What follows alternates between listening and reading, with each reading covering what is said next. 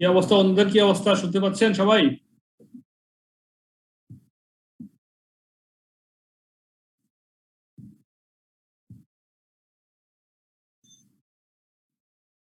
অনেকে জয়েন করতেছেন,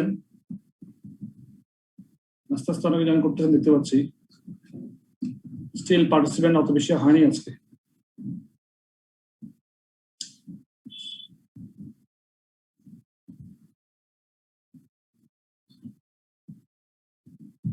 হ্যাঁ, আমাকে রেসপন্স করেন তো, আপনারা শুনতে পাচ্ছেন কিনা সবাই?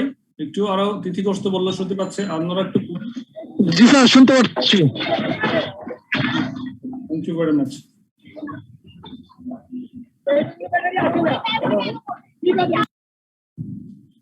সবাইকে ঈদ মোবারক জানাই প্রথমে। ঈদ মোবারক। আপনারা কেমন আছেন সবাই? জি স্যার, ভালো। তো আপনারা ঈদ কেমন করলেন? সবাই বাড়িতে গেছিলেন না ঢাকায় ছিলেন? কি অবস্থা আপনাদের? স্যার ঢাকাতেই। ঢাকাতেই, আচ্ছা ঠিক আছে। তো আমরা স্ক্রিন শেয়ার করি, আমি স্ক্রিন শেয়ার করি, তারপরে আপনারা স্ক্রিনটা দেখলে আমাকে বলবেন যে কে পাইছেন। হ্যাঁ, রেসপন্স করেন একটু।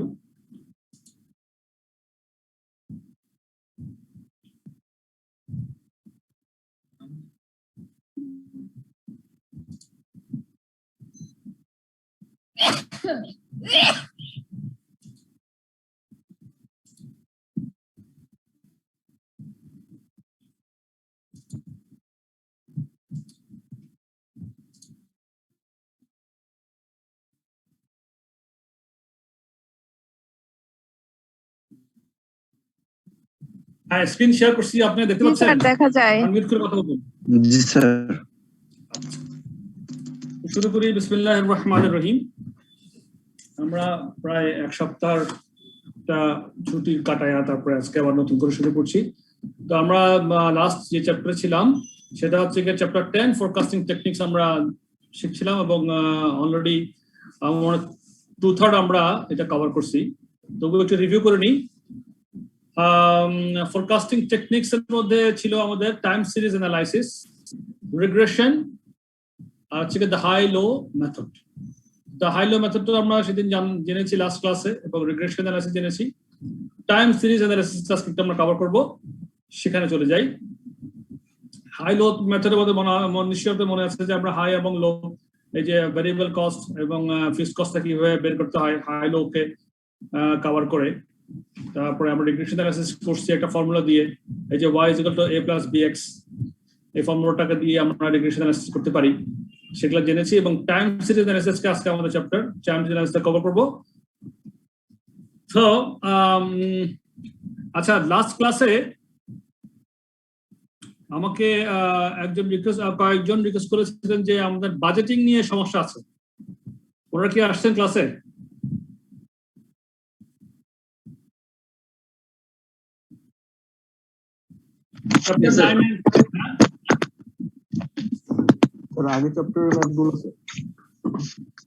চ্যাপ্টার 9 এর বাজেটিং এর একটা অঙ্ক নিয়ে আপনারা একটু ডিসকাশন চাচ্ছিলেন। ওনারা কি ক্লাসে আছেন কিনা আজকে? জি স্যার। জি স্যার। এবং আপনারা কি আজকে ওইটা কি আপনারা কি সবাই চাচ্ছেন ওইটা করতে? আবার স্যার আজকে তো স্যার ওইটার প্রিপারেশন নেই স্যার। আজকে স্যার নতুন চ্যাপ্টারটা টেকনিকটা শেষ করে পরে যাওয়া উচিত, যেহেতু এখানে ফ্লো চালু হয়েছে। মাঝখানে ধরলে স্যার আবার হয়তো বা কোনো সমস্যা হতে পারে পরে। না, এই চ্যাপ্টারটা আগে কভার করব আমি। জি স্যার, এই চ্যাপ্টারটা আগে কভার করে ফেলি স্যার। এই চ্যাপ্টারটা কভার হয়ে যাবে কিছুদিনের মধ্যে, তারপর আমি ওটা টাচ করতে পারি। কিন্তু এই চ্যাপ্টারটা বেশিক্ষণ লাগবে না কভার করতে আমাদের। বা আমাদের দেখেন হাতে কিন্তু আমাদের সময় যা আছে, আর আজকে কততম ক্লাস? 19তম ক্লাস, তাই না? আমাদের নেক্সট দুই চ্যাপ্টার আপনার 11 এর পরে, 11টাও আমাদের অল্প রিস্ক আর সার্টেনিটি নিয়ে আছে চ্যাপ্টার 11 এ। এরপরে চ্যাপ্টার 12 এবং 13 এ আমাদের প্রচুর সময় দিতে হবে, কিন্তু বুঝতে পারছেন? চ্যাপ্টার 12 এবং 13 এ আমাদের ক্যাপিটাল বাজেটিং আছে, ওখানে আমি সময় বেশি দিতে চাই। ওখানে অনেক মানে টেকনিক্যাল প্যারামিটারস আছে যেগুলো আমাদের আলোচনার দরকার আছে, সময় লাগবে ওখানে বেশি। সো একটু দ্রুত আগাতে হবে এই ক্ষেত্রে। তো আমরা এই যেগুলো আমাদের মনে করেন টেকনিক্যাল ডিফিকাল্টি কম সেগুলোতে একটু কম এমফাসিস করবো, যেগুলো টেকনিক্যাল ডিফিকাল্টি বেশি সেগুলোতে একটু বেশি আলোচনা করবো। সেইটাই দেখা যাক ইনশাআল্লাহ কতদূর কিভাবে আগাতে পারি। সো আমরা একটু আগে যাই আজকের ক্লাসে। আমরা লাস্ট ক্লাসে inflation, adjusting forecast for inflation সেটাও আলোচনা করেছিলাম। মনে আছে কিনা যে ইন্ডেক্স লেভেল দিয়ে, কস্ট ইন্ডেক্স দিয়ে আমরা এটাকে আবার করেছিলাম, এক্সাম্পল 3 তে করেছিলাম। এটার পরে আমরা আজকে জানবো টাইম সিরিজ অ্যানালাইসিস।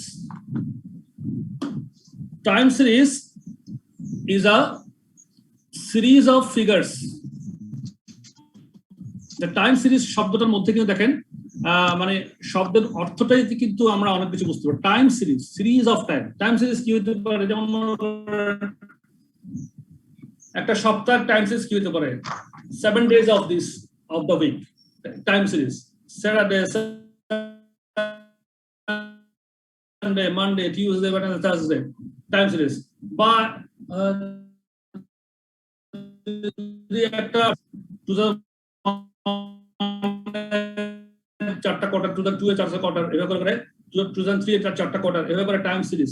অথবা হতে পারে মান্থ হতে পারে জানুয়ারি, ফেব্রুয়ারি, মার্চ, এপ্রিল, প্রত্যেক মাসে মাসে মাসে মাসে time series. Series of time.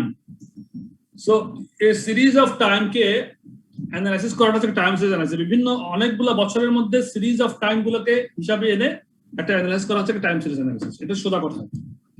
সেটা কিভাবে হয়? Time series is a series of figures recorded over time. For example, unemployment over the last 5 years, output over the last 12 months, etc. গত 5 বছরের আনএমপ্লয়মেন্ট কত ছিল, এটা একটা টাইম সিরিজ হতে পারে। ইয়ার 1, ইয়ার 2, ইয়ার 3, ইয়ার 4, ইয়ার 5। অথবা output over the last 12 months, গত 12 মাসের আউটপুট কি ছিল, মান্থ 1, মান্থ 2, মান্থ 3, 4, 5 এভাবে হতে পারে। এগুলো হচ্ছে টাইম সিরিজ অ্যানালিসিস। এটা যদি গ্রাফিক্যাল প্রেজেন্টেশন দিয়ে করা হয়, graph of a time series is called, ওটাকে বলা হয় হিস্টোগ্রাম। আমরা আজকে দেখবো যে এখানে গ্রাফিক্যালটা নাই, আমরা এমনিতে আলোচনাতে আসি। Examples of time series. Examples of time series হতে পারে কি, এই যেমন বললাম একটু আগে, quarterly sales revenues totals over a number of years. তারপর annual overhead costs over a number of years. Number of years মানে কি, কয়েক বছর ধরে। কোয়ার্টারলি সেলস রেভিনিউ, ফার্স্ট কোয়ার্টারে, সেকেন্ড কোয়ার্টারে, থার্ড কোয়ার্টারে সেলস রেভিনিউ কি ছিল, over a number of years, কয়েক বছর ধরে। এইরকম daily production output over a month, প্রত্যেক একটা মাসের 30 দিনে, day 1, day 2, day 3, day 4, day 5 করে 30 দিন পর্যন্ত ডেইলি প্রোডাকশন আউটপুট কি ছিল। এইগুলো হচ্ছে টাইম সিরিজ। এভাবে হতে পারে, where the time being measured is subject to seasonal variations. Time series measurements are usually taken for each season.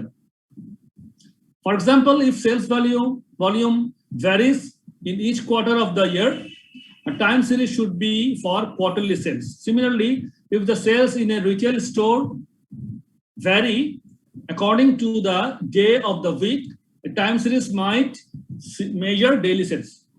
এখন মনে করেন সিজনাল ভ্যারিয়েন্স একটা বিষয় আছে। সিজনাল ভ্যারিয়েন্স মনে করেন সপ্তাহের 7 দিনই হয়তো বা একই রকম বিক্রয় হয় না, কিংবা একটা বছরের 4টা কোয়ার্টার, সব কোয়ার্টার একই রকম সেল হয় না। কিন্তু সিজনাল বলতে পারেন গরমকাল, শীতকাল, আইসক্রিমের অ্যাডভার্টাইজমেন্ট যদি প্রোডাক্টের জরুরি আইসক্রিম, শীতকালে আইসক্রিম বিক্রি কম হয়, গরমকালে আইসক্রিম বিক্রি বেশি হয়। এই ধরনের অ্যানালাইসিস গুলা টাইম সিরিজ অ্যানালাইসিসের মধ্যে করা যায়। তাহলে কি হচ্ছে, সিজনাল ভ্যারিয়েশনসটা একটা ইম্পর্টেন্ট ইস্যু।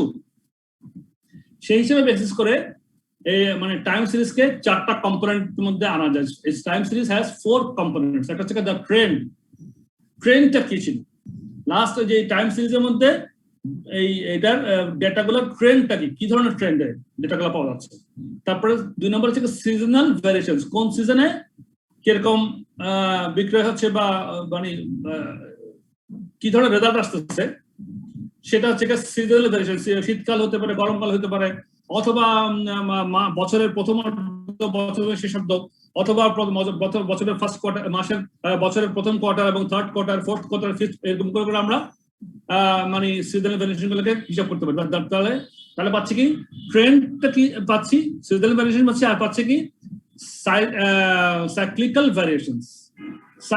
ভ্যারিয়েশন এবং রেসিডিউয়াল ভ্যারিয়েশনস।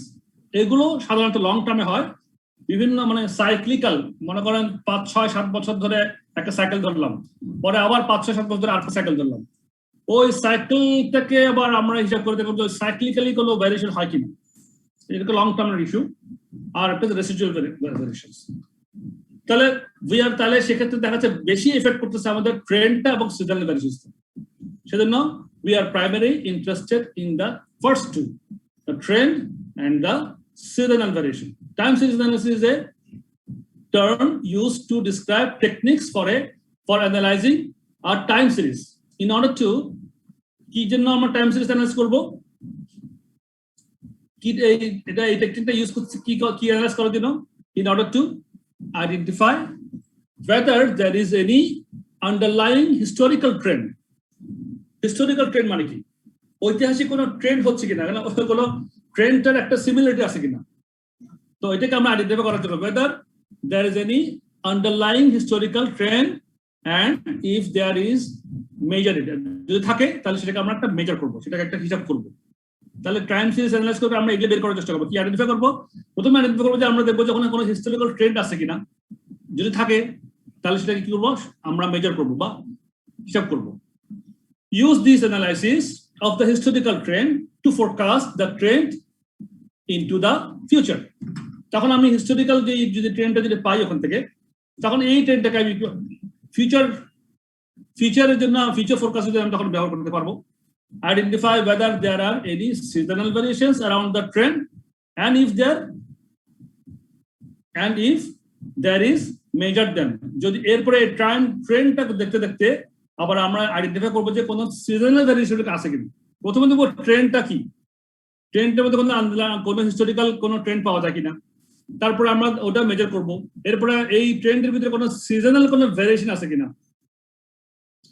সেটা আমরা মেজার করব। তারপরে apply estimated seasonal variations to trend line forecast in order to prepare a forecast season by season. তারপর সিজন বাই সিজন ফোরকাস্ট করব। তো মোটামুটি এটা স্বাভাবিক একটা মানে বাস্তব কথা, বাস্তবতার ভিত্তিতেই সবকিছু হবে এবং এই বাস্তবতার ভিত্তিতে আমরা ট্রেন্ডটাকে দেখবো, সিজনাল ভ্যারিয়েশন দেখবো, তারপর ফোরকাস্ট করবো। এই হচ্ছে সোজা কথা। In other words, a trend over time established from historical data and adjusted for seasonal variations can then be used to make predictions for the future. তাহলে কি অন্যভাবে যদি বলতে পারি, এই কথাটা যদি আমরা বলি, established from historical data, trend over time established from historical data, historical data থেকে আমরা ট্রেন্ডটাকে ওভার টাইম ট্রেন্ডটাকে বের করলাম and adjusted for seasonal variation, এবং তখন সিজনাল ভ্যারিয়েশন থেকে সেটাকে আমরা অ্যাডজাস্টমেন্ট করলাম এবং তারপরে and then can be used to make predictions for the future. So আমরা চারটা কম্পোনেন্ট দেখতেছি একটা টাইম সিরিজ অ্যানালাইসিসের মধ্যে। একটা হচ্ছে দ্য ট্রেন্ড, একটা হচ্ছে সিজনাল ভ্যারিয়েশনস, তারপর সাইক্লিক্যাল ভ্যারিয়েশনস আর রেসিডুয়াল ভ্যারিয়েশন লং টার্ম। এটা ধরছি না আপাতত, আমরা ধরবো কি, আমরা মেইন ফোকাস করবো দ্য ট্রেন্ড এবং সিজনাল ভ্যারিয়েশনের উপরে। যেহেতু সাইক্লিক্যাল ভ্যারিয়েশনসটা এবং রেসিডুয়াল ভ্যারিয়েশনগুলো এগুলো লং টার্ম এবং রেসিডুয়াল ভ্যারিয়েশনটা আনসার্টেন হতে পারে, সুতরাং ওগুলো যেতে বেশি আমাদের ইফেক্ট করবে দ্য ট্রেন্ড আর সিজনাল ভ্যারিয়েশনস। ট্রেন্ডটা কি আবার বলতেছে, the most series follows some sort of long-term movements, upwards, downwards, or sideways. In time series analysis, the trend is measured. ওই টাইম ট্রেন্ডটা দেখা যায় আপওয়ার্ড হচ্ছে নাকি ডাউনওয়ার্ড হচ্ছে। মনে করেন সেলসটা ঊর্ধ্বমুখী কিংবা নিম্নমুখী। তো long-term movement, some sort of long-term movement. Time series, most series follows some sort of long-term movement, upwards, downwards, or sideways. In time series analysis, the trend is measured. Seasonal variation কি হয়? Seasonal variations are short-term fluctuations in value due to different circumstances which occur at different times of the year, on different days of the week, different times of the day, etc. For example, as যে seasonal variations, ice-cream sales একটা মানে seasonal variations এর উদাহরণ। Ice-cream sales are highest in summer, গরমকালে আইসক্রিমের বিক্রি বেশি। Sales of groceries আর হাইয়েস্ট অন স্যাটারডেজ। একটা মুদির দোকানের ব্যবসা গ্রোসারিজ, ওখানে গ্রোসারিজ এর ব্যবসাটা মনে করেন শনিবার দিন বেশি হয়, হতে পারে। Traffic is greatest in the morning and evening rush hours. So যদি আপনি ট্রাফিকের যদি একটা সিরিজ দেখেন, টাইম সিজনাল ভ্যারিয়েশন দেখেন, সকালবেলা অফিস টাইমটা বেশি জ্যাম, ইভিনিং এ অফিস ছুটিও বেশি জ্যাম, রাশ আওয়ার্স। তাহলে traffic is greatest in the morning and the evening. এগুলো ঠিক আছে, উদাহরণ দিয়ে বোঝানো টাইম সিরিজ সিজনাল ভ্যারিয়েশন। একটা ছোট উদাহরণ আছে এখানে।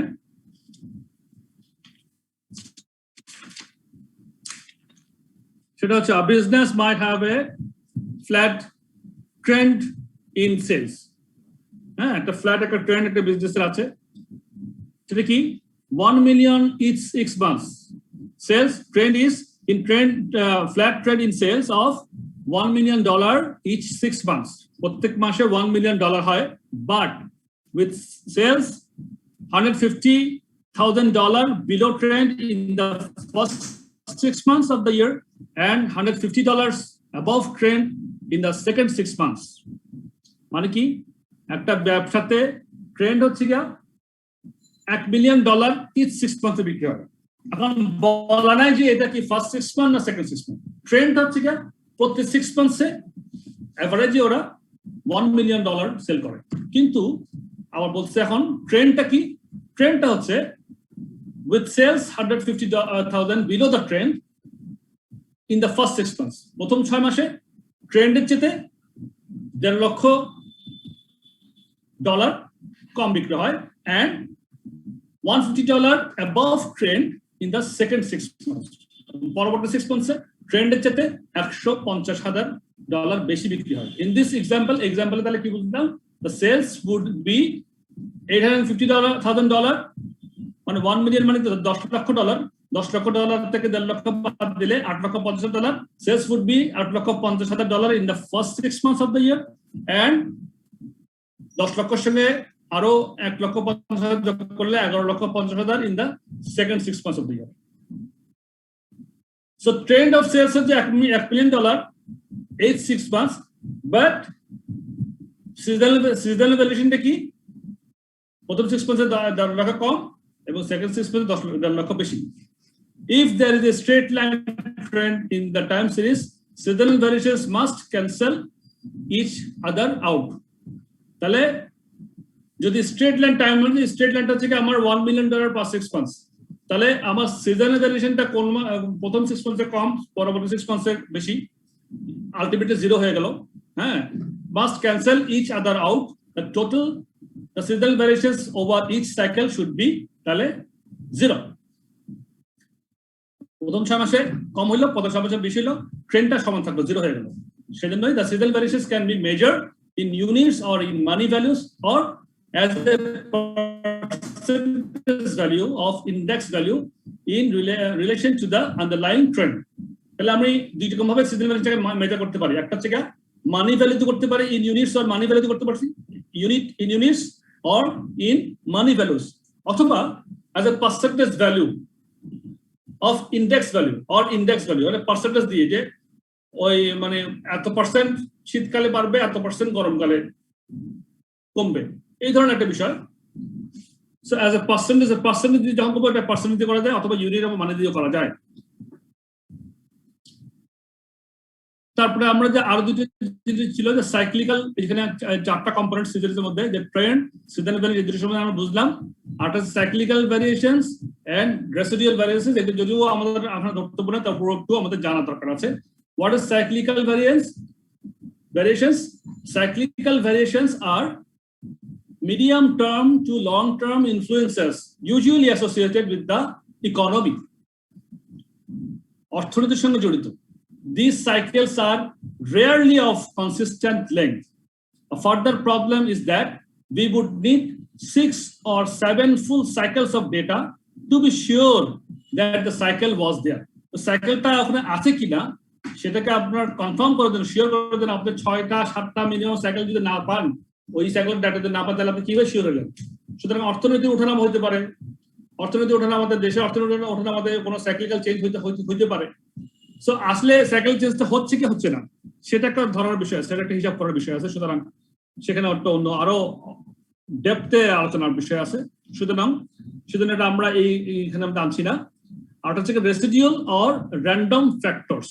Residual is the difference between the actual value and the figure predicted using the trend, the cyclical variations and the seasonal variations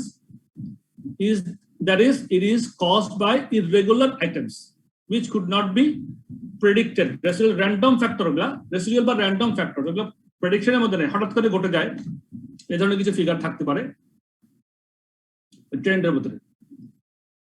so এবার দেখি আমরা ক্যালকুলেশন অফ দ্য ট্রেন্ড কিভাবে calculation করব। There are three main methods of finding the underlying trend of the data. ট্রেন্ডের মধ্যে finding the underlying trend of the data তিনটা main method আছে। কি একটা হচ্ছে ইন্সপেকশন, আরেকটা হচ্ছে লিস্ট স্কোয়ারস রিগ্রেশন অ্যানালিসিস, আরেকটা হচ্ছে moving অ্যাভারেজেস। Inspection of the trend line can be drawn by eye with the aim of plotting the line so that it lies in the middle of the data. মানে inspection করে আমি জানার চেষ্টা করি, জানতে পারি যে আমার ট্রেন্ডটা কি, ইন্সপেকশন করে আমরা ওটা বোঝার চেষ্টা করি। অথবা আরেকটা হতে পারে method least squares regression analysis. The x-axis represents time and the periods of time are numbers. For example, January is 1, February is 2, March is 3, etc. আর এটা হচ্ছে মুভিং অ্যাভারেজেস, যেটা আমাদের আজকের আলোচনা এখানে পাবেন। Moving average method, this method attempts to remove seasonal or cyclical variations by a process of averaging. Moving average টা average করে seasonal or cyclical variations টা বের করে। This মানে attempts to remove seasonal or cyclical variations by a process of averaging. Moving average টা আমরা একটু পরে আলোচনা করলে বুঝতে পারবেন। Calculating moving average, এখন moving average কিভাবে ক্যালকুলেশন করা যায়? A moving average is in fact a series of averages calculated from time series history. আচ্ছা, আপনাকে আমার শুনতে পাচ্ছেন কিনা বলেন তো একটু, আমি কি আছি আপনাদের সঙ্গে? জি স্যার, শোনা যাচ্ছে। শুনতে পাচ্ছি স্যার। আচ্ছা, ঠিক আছে। একটু এটা যেহেতু থিওরিটিক্যাল আলোচনা, একটু মন দিয়ে শুনেন, কোনো উপায় নেই, শুনতেই হবে আর কি, না শুনে তো বুঝতে পারবেন না বা আসবে না, সো একটু শুনতে হবে। A moving average is in fact a series of averages. Series of averages কি বলতেছে, সিরিজ, কথাটা মনে রাখেন, in fact a series of averages, average থেকে আবার সিরিজ করব, calculated from time series historical data. Time series যে হিস্টোরিক্যাল ডেটাগুলো আমরা পাবো সেখান থেকে আবার সিরিজ অফ এভারেজ করে আমরা মুভিং এভারেজটা করতে হবে। আচ্ছা, কিভাবে করব? The first moving average value in the series is the average of the values for time period 1 to time period n. n মানে যত বছরের জন্য পিরিয়ডটা লিঙ্গার করতেছে টাইম সিরিজে, তত ওটাকে হচ্ছে period of n. The first moving average value, প্রথম মুভিং এভারেজ কিভাবে করব? In the time series is the average of the values for time period 1 to time period n. So if n is equal to 4, the first moving average in the series would be the average of the historical values for time period 1 to period 4. যদি time সিরিজে মনে করেন আমার পিরিয়ডটা n মানে হচ্ছে 4, তাহলে আমি 1 থেকে 4 পর্যন্ত আগে এভারেজ করব, 1 থেকে 4 পিরিয়ডের ডাটাগুলো নিয়ে ওটাকে এভারেজ করব। এটা হচ্ছে ফার্স্ট সিরিজ, আমাদের first moving average in the time series. তাহলে আবার সেকেন্ড মুভিং এভারেজ কি হবে?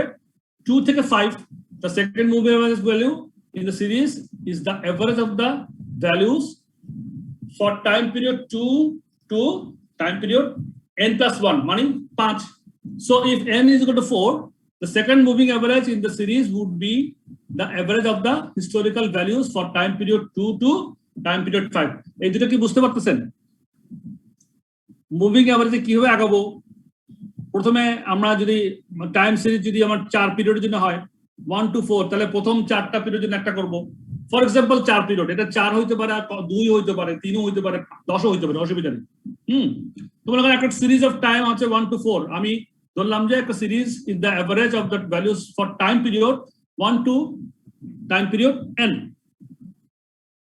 এই টাইম পিরিয়ড 1 to n, যদি n যদি 4 হয় তাহলে আমি 1 থেকে 4 এই টাইম পিরিয়ডের মধ্যে একটা মুভিং এভারেজ করব। তার মানে 1 থেকে 4 এই টাইম, এই 4টা টাইমে আমার যতগুলো ডেটা আছে, মনে করেন সেলস 1 2 3 4, 4টা টাইমে 4টা কোয়ার্টার 1 কোয়ার্টার 2 কোয়ার্টার 3 কোয়ার্টার 4, 4টা কোয়ার্টারে 4 ধরনের সেল হইল।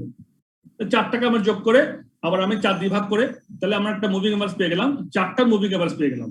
সেটাই হচ্ছে আমার মানে প্রথম মুভিং এভারেজ। সেকেন্ড স্টেপটা 2 থেকে 5, 2 3 4 5, থার্ডে 3 থেকে 6, 3 4 5 6, এভাবে করে মুভিং এভারেজ করে আমরা একটা একটা করে মুভিং করতে করতে এভারেজ করে আগাতে হয়। The third moving average value in the series is the average of the values for time period 3 to time period 6. কথা বোঝা গেছে? রেসপন্স কথা বোঝা গেছে? জি স্যার। জি স্যার। আচ্ছা, একটু পরে উদাহরণ করব, একদম ইনশাআল্লাহ হয়তো একটু ভালো বুঝা যাবে। জি, এক্সাম্পলটা করলে একটু একদম ভালো বুঝবো আমরা। The moving average value is associated with the midpoint of the time periods used to calculate the average. তাহলে moving average value is associated with the midpoint মধ্যবর্তী সময় of the time periods used to calculate the averages. তাহলে দেখেন, তাহলে the moving average time periodটা কিভাবে করবে? When moving averages are used to estimate a trend line, an important issue is the choice of the number of time periods to use to calculate the moving average. তাহলে আমাদের number of time পিরিয়ডটা কথা, ওটা একটা important জিনিস। আমি যখন moving average time পিরিয়ডে যখন পড়া শুরু করবো, তখন একটা ইম্পর্টেন্ট একটা অ্যাসপেক্ট আমাদের জন্য একটা ইস্যু হবে যে কোন কোন সময়টাকে আমি একটা একটা করে মুভিং এভারেজের জন্য এক একটা ব্লকে আনবো। ফর এক্সাম্পল ব্লকে বললাম, হ্যাঁ, তো সেটা আমাদের চয়েস করতে হবে। তো সেজন্য বলছে an important issue is the choice of the number of time periods to use to calculate the moving average. How many time periods should a moving average be based on? There is no definite or correct answer to this question. হ্যাঁ, time পিরিয়ডটা আপনি কি 4 বছর, 4 quarter, 4 দিন, না 3 দিন, না 4 মাস, কি করবেন, কত দিন নেবেন, সেটা কোনো ডেফিনিট আনসার নাই। এটা আপনার সিচুয়েশন নির্ভর করবে। However, where there is a regular cycle of time periods, যদি টাইম পিরিয়ডের রেগুলার সাইকেল থাকে, তাহলে it would make sense to calculate the moving average over a full cycle. তাহলে আপনি ফুল সাইকেলটা নিয়ে একটা যদি মানে মুভিং এভারেজটা করেন, তাহলে এটা একটা সেন্স আসে আর কি। এটা একটা মানে মোটামুটি যথার্থ হয়েছে বলেই ধরা যেতে পারে। When you are calculating a moving average of daily figures, আপনি মনে করেন ফর এক্সাম্পল ডেইলি ফিগারের মুভিং এভারেজ করবেন, it is probably appropriate to calculate a 7-day moving average.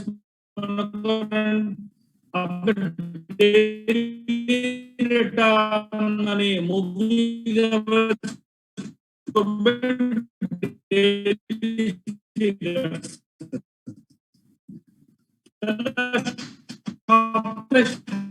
দিন হলে প্রবাবলি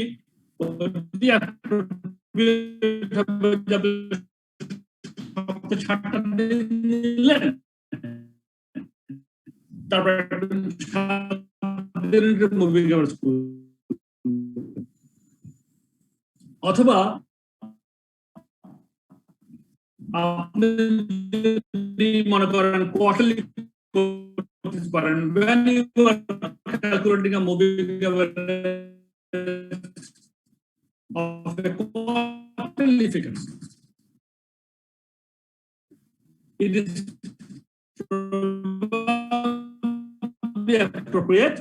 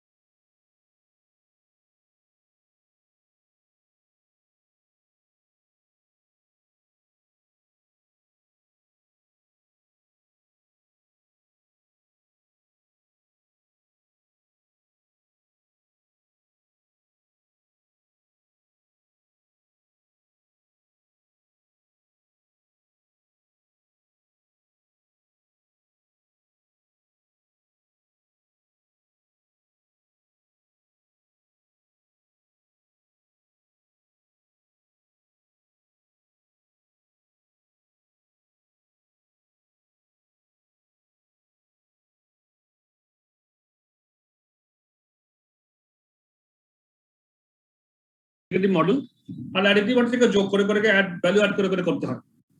দুইটার রেজাল্ট প্রায় কাছাকাছি হয়। Additive model method is described here. Seasonal variations can be estimated by comparing the actual time series with the trend line values calculated from the time series. Seasonal variation can be estimated by comparing an actual time series with the trend line value calculated from the time series.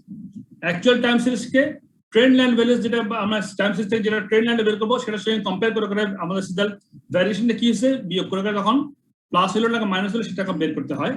তাহলে আবার দেখেন seasonal variation can be estimate করা যায় কিভাবে করা যায় by comparing an actual time series. ওই actual time series যেটা থেকে আমি যখন পারবো যেটা থাকবে সেটার সঙ্গে আমি with the trend line values তখন তো ট্রেন্ড লাইন ভ্যালুস বের করবো অ্যাকচুয়াল থেকে আমরা ট্রেন্ড লাইন ভ্যালু বের করবো ট্রেন্ড লাইন ভ্যালু বের করে অ্যাকচুয়াল টাইমের সঙ্গে ট্রেন্ড লাইন ভ্যালু বিয়োগ করবো বিয়োগ করে প্লাস হতে পারে মাইনাস হতে পারে বেশি হতে পারে কম হতে পারে ফর ইচ সিজন প্রত্যেক সিজনের জন্য কোয়ার্টার হোক মান্থ হোক ডে হোক যাই হোক for each season the seasonal variation is the difference between the trend line value and the actual historical data for the same period. তারপরে ওই যেটা একটু আগে বললাম যে ওই যেটা হিস্টোরিক্যাল ডাটা থেকে যেটা আমরা আমরা ওই ট্রেন্ড লাইনটা বের করলাম ওটার সঙ্গে সিজনাল ওটার সঙ্গে অ্যাকচুয়াল ডাটাটাকে বিয়োগ করলেই যা হয় ওটা seasonal variation. A seasonal variation can be calculated for each period in the trend line when the actual value is higher than the trend line value. The seasonal variation is positive. যখন trend line থেকে যখন actual ভ্যালুটা বেশি হয় তখন positive when the actual value is lower than the trend line value the seasonal variation is negative তখন বিয়োগ। তো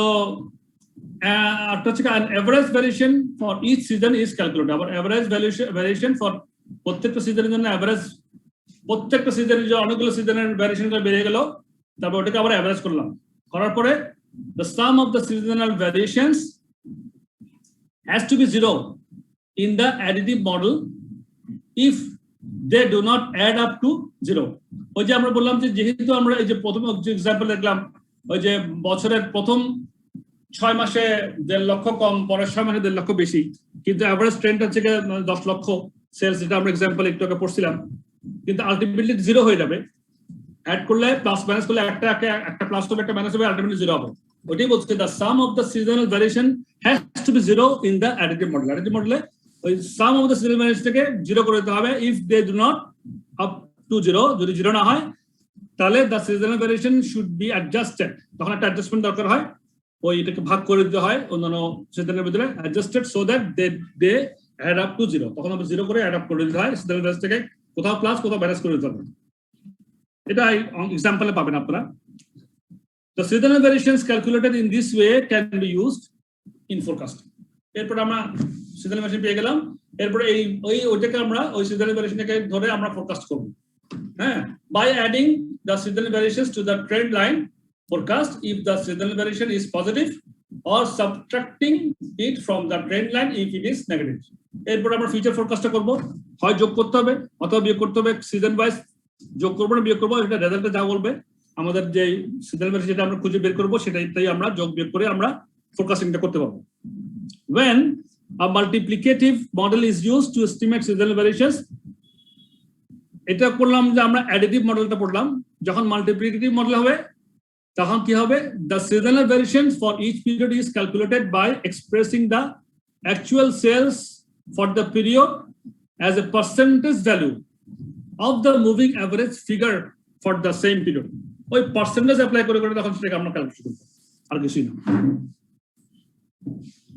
তাহলে এই এত আলোচনার ভিতরে আমরা কি পাইলাম সেটা এখন ক্যালকুলেশন দ্য অ্যাডিটিভ মডেলের মধ্যে অ্যাডিটিভ মডেলে কি হচ্ছে hence here the seasonal variation is expressed as an absolute amount to be added on to the trend to find the actual result. For example, ice cream sales in summer are good and in general we would expect sales to be $200,000 above the trend.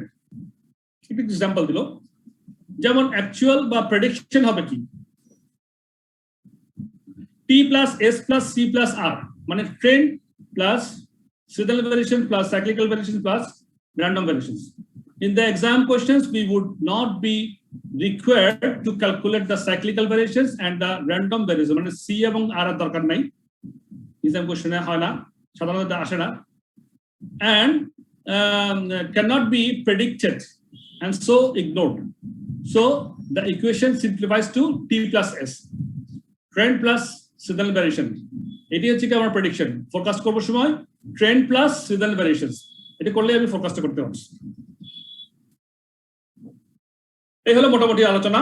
এবার একটা আমরা practical অঙ্ক করব, এক্সাম্পলটা করলে আমাদের ইনশাআল্লাহ এটা একদম ক্লিয়ার হয়ে যাবে। স্যার একটু কন্ট্রোল প্লাস দেন তো, একটু বড় করে দেন স্ক্রিনটা। হ্যাঁ, মোবাইলে দেখতেছি তো। বড় করা যাবে এখানে, দেখি তো। জি স্যার, কন্ট্রোল চাপ দিয়ে মাউসটা ঘুরে দেন। হ্যাঁ, রাইট, বড় করা গেছে তো, দেখতে পাচ্ছেন এবার? আরেকটু, এক্সেলেন্ট, থ্যাংক ইউ স্যার। এবার দেখুন তো। হ্যাঁ, okay sir, okay, fine, thank you. একটু কথা বলছেন, আমারও একটু ভালো হয়েছে আসলে, মানে আমিও কথা বলতে বলতে একটু আসলে আপনাদের কাছে একটু রিফ্রেশমেন্ট না পেলে আমারও একটু একঘেয়েমি এসে যায়। সো ভালো লাগলো, থ্যাংক ইউ। তাহলে এক্সাম্পলটা চলে যাই আমরা। এবার আমরা কিভাবে টাইম সিরিজটা করবো, ইনভেস্ট করবো, সেটা আমরা আবার এবার জানতে পারবো ইনশাআল্লাহ। Both a small business operating holiday homes in Scotland wishes to forecast next year's sales for the budget. Scotland holiday homes in Scotland একটা কোম্পানি, হ্যাঁ, একটা বিজনেস, স্মল বিজনেস, তারা আগামী বছরে একটা sales budget for sales forecast করতে যাচ্ছে using moving averages to establish a straight line trend and seasonal variation. সে ওরা একটা মুভিং অ্যাভারেজ ইউজ করে কি করবে, to establish a straight line trend করবে এবং সিজনাল ভেরিয়েশনটাকে বের করবে। Next year is 2007, next year is 2007 না, এটা I predict এটা 2007 হবে না, এটা 2000x0 হবে। দেখা যাক। The accountant has assured that sales are seasonal with a summer season and a winter season each year. তাহলে অ্যাকাউন্টেন্ট বলতেছে দুটো সিজনে এখানে বেশি হয়, একটা সামার সিজন একটা উইন্টার সিজন, দুটো সিজনে আমরা মুভি গার্স করলে মোটামুটি একটা জিনিস পেতে পারবো। স্যার ওটা কি বললেন? 2007 হবে না, এটা 2000, এখানে যে ডেটা দেওয়া আছে আমি একটু পরে বলি কথাটা আপনাকে। হ্যাঁ, seasonal sales for the past 7 years have been as follows. এখানে যেমন 4, 5, 6, 7, 8, 9, 1, 2, 3, 4, 5, 6টা, এটা 7 years হবে না, এটা হবে আপনার 6 years হবে। সেলস এর মধ্যে সামার এন্ড উইন্টার এটাকে 6 করেন, আর এটাকে 2007 কে এটাকে 0 করেন, 2009 এর পরে 2010 করেন। এটা প্রিন্টিং মিস্টেক হবে, নো ডাউট। স্যার এটা একবার বলবেন স্যার। এটা নেক্সট ইয়ার ইজ 2000x7 লিখছে না, স্যার এটা তাহলে কি y0 হবে? x0 বলতে। Yes sir, next year is 2007 বলেছে। হ্যাঁ, 2007 টা হতে পারে, কারণ অ্যাকচুয়াল ফিগার তো আমাদের 2009 পর্যন্ত দেওয়াই আছে। হ্যাঁ, নেক্সট ইয়ার ইজ 2007 হবে না, এটা তো আমার 2007 অলরেডি পাস্ট, তাই না? সেজন্যই বলছি নেক্সট ইয়ার ইজ 2007 হবে না, 2000x0 হবে আর কি। আচ্ছা আসেন, জি y0 হবে স্যার y0 হবে তো স্যার, সেটাই বলতেছিলাম। y0 স্যার, 9 এর পরে 0 আর কি? জি স্যার x এর পরে 10 করবেন। x তো তারপরে তো y আসবে। y0 sir, 2000x4, x5, x6, x7, x8, x9, x0 তাহলে y0 দিতে পারেন, রাইট? ঠিক আছে, y0 করেন। আর কি হচ্ছে, আর এখানে seasonal sales for the past 7 years have been as follows. The past 7 years line এখানে past 6 years ডেটা দেওয়া আছে, তাই না? 1, 2, 3, 4, 5, 6 দেওয়া আছে। Let's make it 6 years. তো এখানে বলতে সেলস সেকেন্ড সামারে দেওয়া আছে, সামার এবং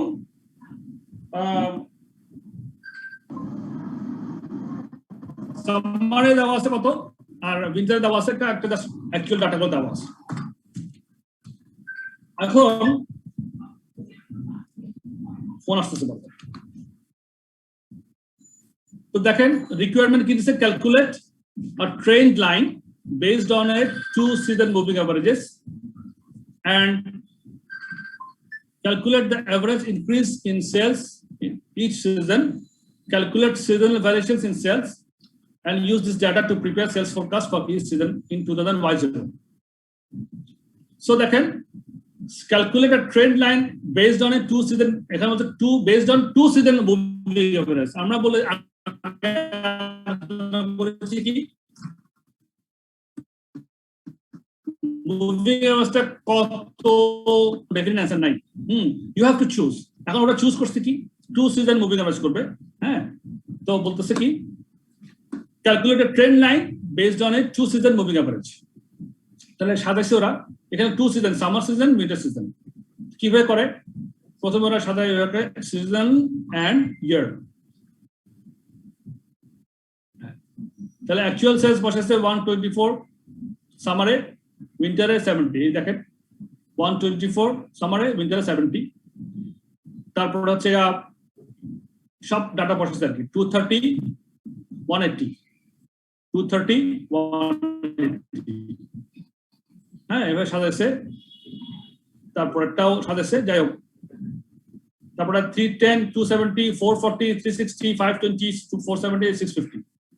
এই দেখেন 230 270 440 360 520 650 সাজাইছে। সাজাইয়া পরে এখন যেহেতু মুভিং এভারেজ একটা পরে টু সিজন একটা পরে বসাইছে না কাজের সুবিধার্থে স্যার। হ্যাঁ, এটা জাস্ট ওরা ডাটাগুলো সেটিং মানে হিসাব করার জন্য ওরা সেট করছে আর কি।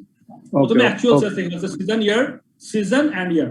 Summer 2004, winter 2004, summer 2005, winter 2005, summer 2006, winter 2006 এভাবে করে সাজাচ্ছে। আর অ্যাকচুয়াল সেলস লিখে দিয়েছে যা আসছে প্রশ্ন সেখানে বলছে। এবার টু সিজন মুভিং টোটালটা করলো, সামার এবং উইন্টার এই দুটোর মুভিং টোটাল করলো। 124 সঙ্গে 70 যোগ করছে 194 হয়ে গেছে। আবার 70 সঙ্গে 230 যোগ করছে 300 হয়েছে। আবার 230 সঙ্গে 180 যোগ করছে। যেহেতু টু সিজন মুভিং আবার টু সিজন মুভ করছে, হ্যাঁ করলো, তাহলে মুভিং টোটাল হলো two season moving total, two season moving total. তাহলে এই 170 270 180 230 সঙ্গে 180 যোগ করলে 410, 180 সঙ্গে 310 যোগ করছে 490। এভাবে করে ওরা একেবারে 470 সঙ্গে 650 যোগ করছে 1120। তাহলে টোটাল পেয়ে গেলাম। এখন আমরা যদি দুই ভাগ করি তাহলে মুভিং এভারেজ, তাহলে two season seasonal moving average 194 কে 2 দিয়ে ভাগ করেন, দেখবেন যে শুধু 97 হচ্ছে। আবার 300 কে 2 দিয়ে ভাগ করছে 150, 410 কে 2 দিয়ে ভাগ করছে 255। 2 দিয়ে ভাগ করে স্যার 2 দিয়ে ভাগ কেন? টু সিজন দুই সিজনের মুভিং এভারেজ না। ওকে টু সিজন মুভিং এভারেজ তো, হ্যাঁ সিজনাল মুভিং এভারেজ 2 দিয়ে ভাগ করে এভারেজ করতেছিলাম। দুটো সিজনকে যোগ করলাম, দুটো সিজন যোগ করে 2 দিয়ে ভাগ করলাম, তাহলে আমার মুভিং এভারেজ যদি 4টা সিজন হইতো তাহলে 4 দিয়ে ভাগ দিতাম। ওকে গট ইট। সেটাই আর কি। তাহলে এভাবে আসলাম, আগে আমরা সিজনাল মুভিং এভারেজ পেলাম। এবার আবার সেন্টার দা মুভিং এভারেজ, আবার এই দুটো মুভিং এভারেজকে এই যে সিজনাল মুভিং এভারেজ দুটো আমরা যে বের করছি ওটাকে আবার সেন্টার করতে হবে মিড পয়েন্ট আনার জন্য। আমরা আলোচনা করেছিলাম, দেখেন এখানে আলোচনা ছিল যে এখানে মিডল শুড বি, এখানে একটা কথা ছিল মিড পয়েন্ট আনার একটা কথা ছিল, মনে আছে আপনাদের?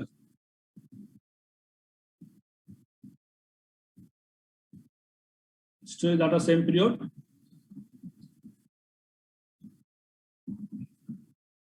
যাই হোক, একটু আগে আমরা আলোচনা করছিলাম যে আমরা মিডল পয়েন্টে আনবো।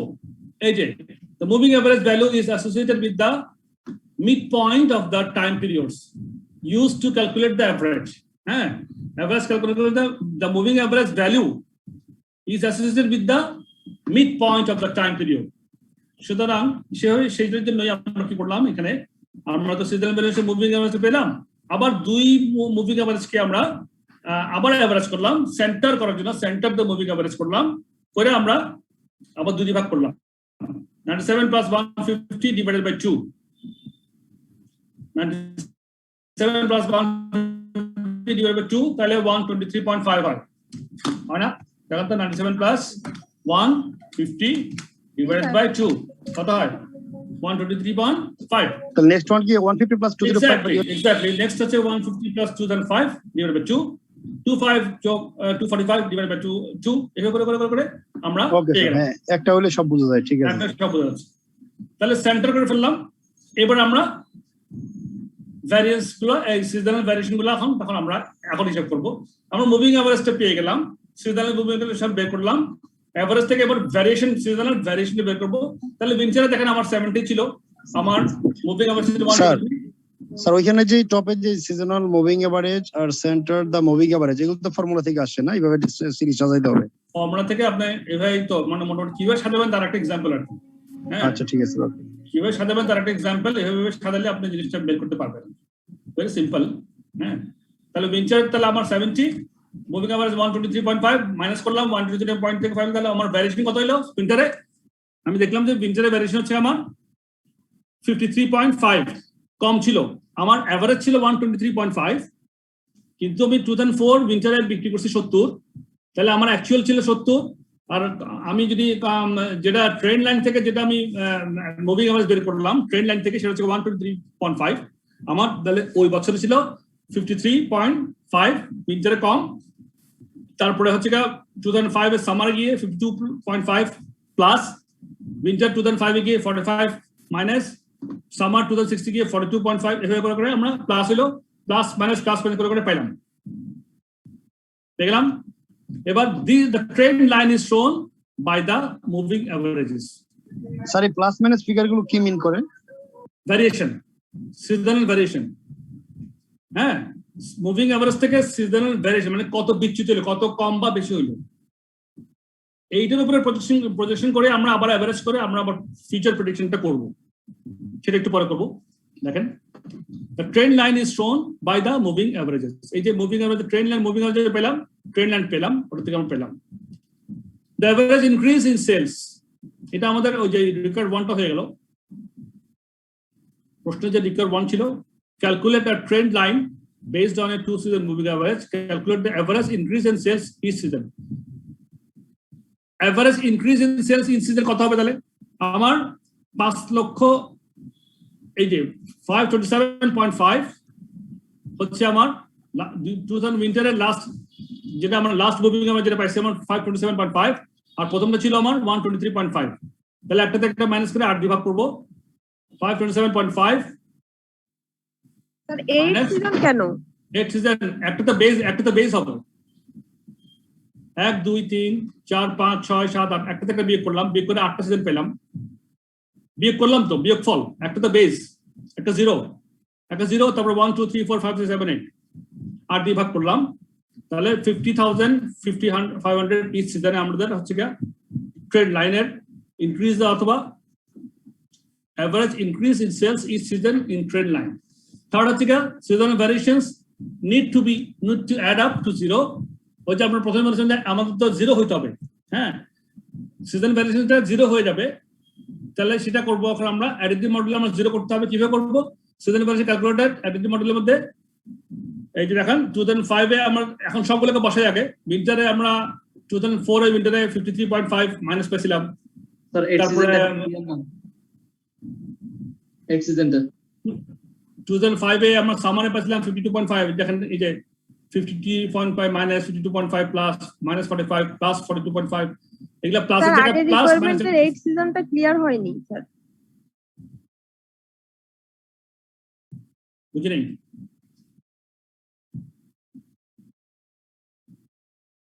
স্যার এখানে 527,500 মাইনাস 123,500 যেটা ডিভাইড বাই 8 সিজন দিল সমান 50,500 ইচ সিজন। 8 সিজনসটা স্যার কিভাবে হলো এটা একদম মাথায় আসলো না।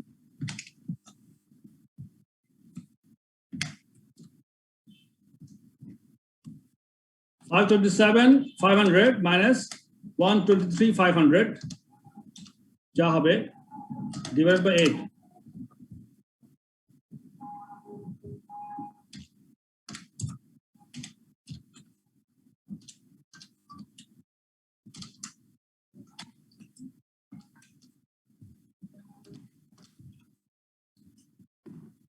$527,500 minus 123,500 divided by 8। আমাদের মনে করেন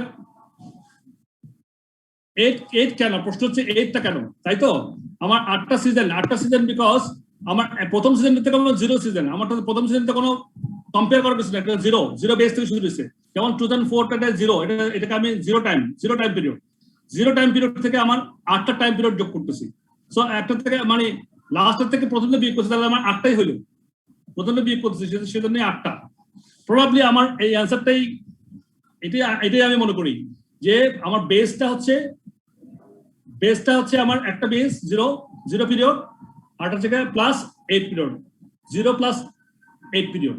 সুতরাং 9 সিজন হলো আমার 8 দিয়ে ভাগ করতে হচ্ছে এখানে। এটাই আমার কাছে রিজনটা মনে হয় আর কি, পারফেক্টলি রিজন এটাই মনে হয়। 527 500 minus 123 500 divided by 8 সিজন, তাহলে 50,500 স্যার কিভাবে আসছে একবার বলবেন স্যার? জি স্যার বলেন। 5,27,500 টা কিভাবে আসছে একটু একবার বলবেন? এই যে আমরা লাস্ট সিজনে দেখেন উইন্টার 2008 আর এবং এখানে যে আমরা মুভিং এভারেজ করছি 495 যোগ 560, 495 যোগ 560 ডিভাইডেড বাই 2, তাহলে 527.5 হলো না? Yes sir. ওকে স্যার, এখন বুঝছি।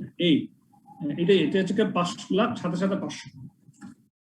এরপরে সিজনটা সি হলো কি, এবার সব এই যে প্লাস মাইনাস গুলো আমরা এভারেজ করব। আচ্ছা একটা মিনিট ওয়েট করি, আলাদা হয়ে যাক।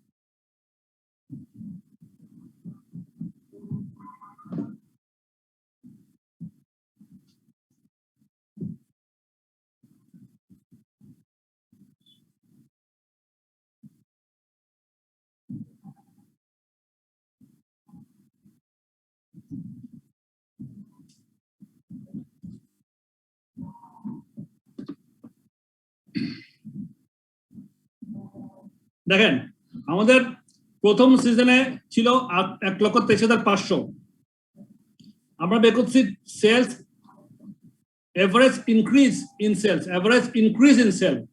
আর বেস ইয়ার ছিল 1,23,500। পরবর্তী বছরের যেটা হয়েছে 1,07,500.5, তাহলে ইনক্রিজটা তো 1,23,000 থেকে প্রথম ইনক্রিজ হচ্ছে 1,77,000 কাছে ফার্স্ট ইনক্রিজ, এটা হচ্ছে 2,25,000 সেকেন্ড ইনক্রিজ, এটা third increase, 4th 5th 6th 7th 8th, তাহলে 8টা সিজনে আমার ইনক্রিজ হয়েছে। বেস ছিল 123.5, তারপর থেকে আমার 8টা সিজনে 8 বার ইনক্রিজ হয়েছে, ওই জন্য আমি 8 সিজন দিয়ে আমরা ভাগ করতেছি।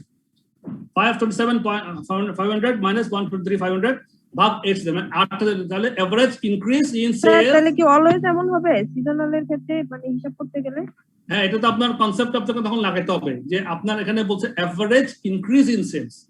ইনক্রিজটা আপনি যদি 123.5 দিয়ে না পেতেন তাহলে ইনক্রিজটা কত আপনি ধরতেন কেমন? সুতরাং আপনি 0 বা ধরেন 0, হ্যাঁ 0 থেকে যদি আপনি শুরু করেন তাহলে আপনার আস্তে আস্তে বাড়বে।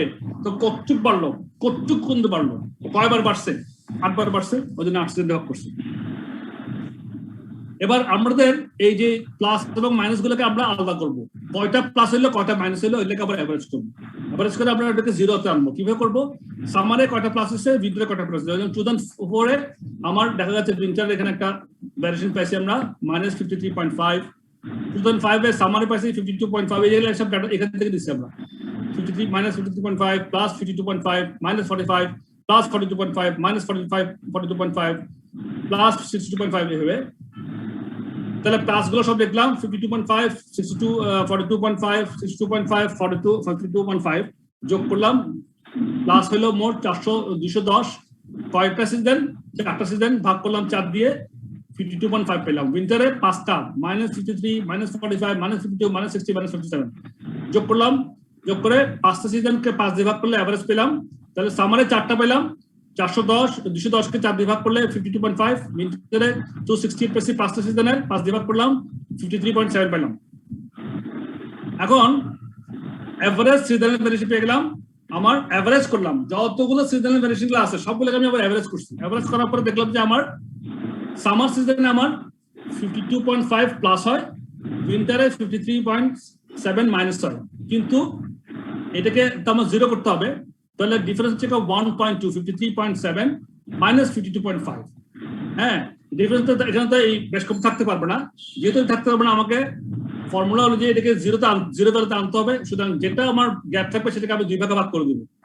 সেই ক্ষেত্রে আমার 52.5 থেকে 53.7 বিয়োগ করলে মাইনাস 1.2 হয়, এটাকে আমরা যদি ভাগ করে দিই প্লাস করে দিলাম, প্লাস মাইনাসে মাইনাস জিরো করে দিলাম, জিরো করে দিচ্ছি, প্লাস 0.6 প্লাস 0.6 দিয়ে দিলাম। তাহলে আমার সামারে আমরা দেখলাম যে অ্যাডজাস্টেড, দেখে বলছি আমরা adjusted seasonal variation, adjusted seasonal variation. এখানে লেখা আছে reduce to zero, share equally share করে দিই, reduce to zero, minus 1.2 k plus 1.2 দিয়ে গেলে জিরো হয়ে যাচ্ছে। তাহলে আমার এখানে সামারে প্লাস নিচে 0.6 পেলো কিভাবে? 0.6 এই যে মাইনাস 1.2 টা ভ্যারিয়েশনের মধ্যে একটা ডিফারেন্স হয়ে যাচ্ছে, এই কোনো এখানে ডিফারেন্স থাকতে হবে না। আমরা যেহেতু আমাদের এভারেজ করছি, কিন্তু আমাদের টোটাল হিসাবে কি আমাদের কিন্তু সামার এবং উইন্টারের সেম, মানে ভ্যারিয়েশনটা সেম থাকতে হবে। ভ্যারিয়েশনটা এক জায়গায় প্লাস হবে, এক জায়গায় মাইনাস হবে, সো দ্যাট সিজনাল ভ্যারিয়েশনটা ওটা জিরো হয়ে যাবে। যেমন এই ক্ষেত্রে আমরা 1.2 যে ডিফারেন্স পেয়েছি, এটাকে যদি আমরা অ্যাডজাস্ট করার জন্য, জিরোতে রিডিউস করার জন্য অ্যাডজাস্ট করলাম। অ্যাডজাস্ট করার পরে আমরা এই 1.2 কে 2 ভাগে ভাগ করলে 0.6 প্লাস প্লাস করে দিলাম, তাহলে আমার টোটাল জিরো হয়ে গেল। আর আমার অ্যাডজাস্টেড সিজনাল ভ্যারিয়েশনটা কি হলো, সামারটা একটু বেড়ে গেল, উইন্টারটা একটু কমে গেল। তাহলে এখানে আমরা মোটামুটি এইটা হচ্ছে অ্যাডজাস্টেড, এটাকে বলছে adjusted seasonal variation. The seasonal variation could be rounded to plus 53,000 in summer and minus 53,000 in winter.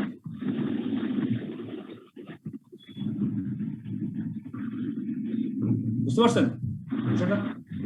Practically কি ডিসিশন নিবে এর উপর বেস করে স্যার? হ্যাঁ, প্র্যাকটিক্যালি কি ডিসিশন নিবে? হ্যাঁ, তো নেক্সট ইয়ার যখন প্রেডিকশন করবেন, তো আগামী বছরটা যে মানে লাস্ট ইয়ারে যে সামারে যেটা ছিল ওটা সেটা 53 পাস করবেন, আর উইন্টারের জন্য 53 মাইনাস করবেন। ঠিক আছে, এভাবে করে আপনারা ফোরকাস্টিং করবেন। এরপর আসেন, এটা হলো অ্যাডিটিভ মডেলে। মাল্টিপ্লিকেটিভ মডেলে কিরকম হবে?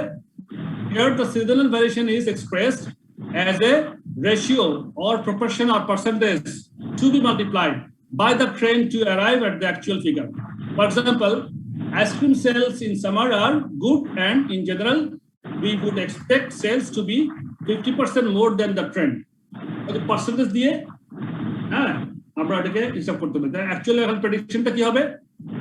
T into S into R, C into R সব গুণ করে, again simplifies to T into S, trend into seasonal ভ্যারিয়েশনটা।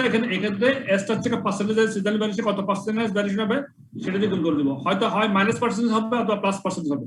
ট্রেন্ডের সঙ্গে প্লাস পার্সেন্টেজ দিয়ে গুনলে আমার ওই প্লাসটা হবে, ট্রেন্ডের সঙ্গে মাইনাস পার্সেন্টেজ দিয়ে গুণ করলে মাইনাস ফিগার আসবে, কম ফিগার আসবে। যেমন এখানে দেখেন আরেকটা এক্সাম্পল, এটার মধ্যে দুটো মডেলে বলা আছে, consider a business with the following actual results in a ইয়ার।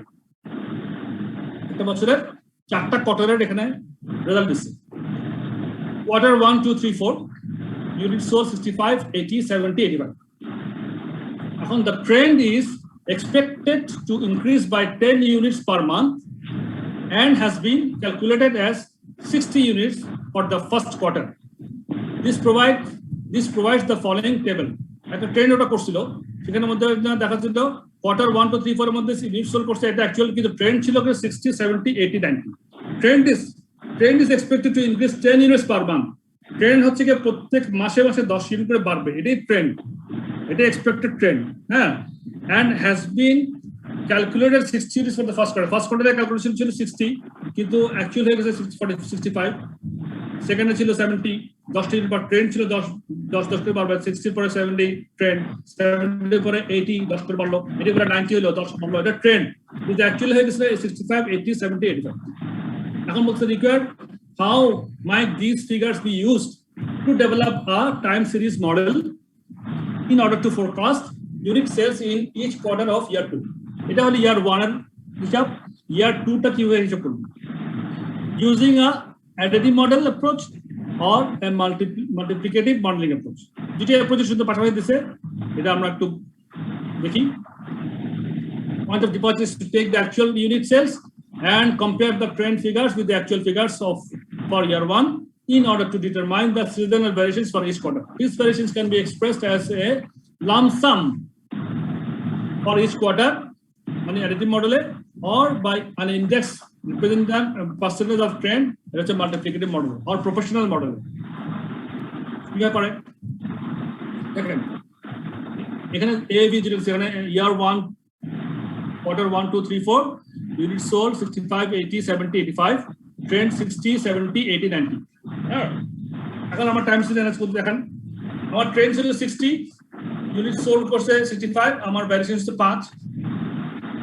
এখানে ট্রেন্ড ছিল 70, কোয়ার্টার 2 তে করছে 80 প্লাস 10 ভ্যারিয়েশন হচ্ছে। কোয়ার্টার 3 তে ট্রেন্ড ছিল 80, বিক্রি হয়েছে 70টা, মাইনাস 10টা হচ্ছে ভ্যারিয়েশন। আবার 4 এ 90 ছিল ট্রেন্ড, 85টা ইউনিট সোল্ড হয়েছে, 5 হচ্ছে মাইনাস। আবার এটাই দেখেন পার্সেন্টেজও আমরা করতে পারতেছি। এই দেখেন ট্রেন্ড ছিল 60, ভ্যারিয়েশন হলো 5, তাহলে মানে 5টা বেশি 60টা ট্রেন্ড থেকে 5টা বেশি বিক্রি করছি, তাহলে কত বেশি মানে কত পার্সেন্ট বেশি বিক্রি করছি? 5 ভাগ 60। আপনারা ক্যালকুলেট করে দেখেন 5 ভাগ 60, 5 ডিভাইডেড 60 8.33% হবে, বুঝছেন? 5 divided by 60 plus 8.33% হচ্ছে কিনা? Yes, sir. জি স্যার। তাহলে এটা হচ্ছে পার্সেন্টেজের ভ্যারিয়েশন করলাম, এটা হচ্ছে আমরা বাই ইউনিটে বা ভ্যালুতে করলাম। যেটা আমরা এটা হচ্ছে আপনার অ্যাডিটিভ মডেলে, এটা হচ্ছে মাল্টিপ্লিকেটিভ মডেলে। ট্রেন্ড থেকে আমার ভ্যারিয়েশনটা কত, হ্যাঁ এটা আমি ইউনিটে করলাম, এটা আমি পার্সেন্টেজে করলাম। ঠিক একই রকম ভাবে দেখেন -10 কে আপনি যদি 80 দিয়ে ভাগ করেন তাহলে 12.5 হয় কিনা দেখেন।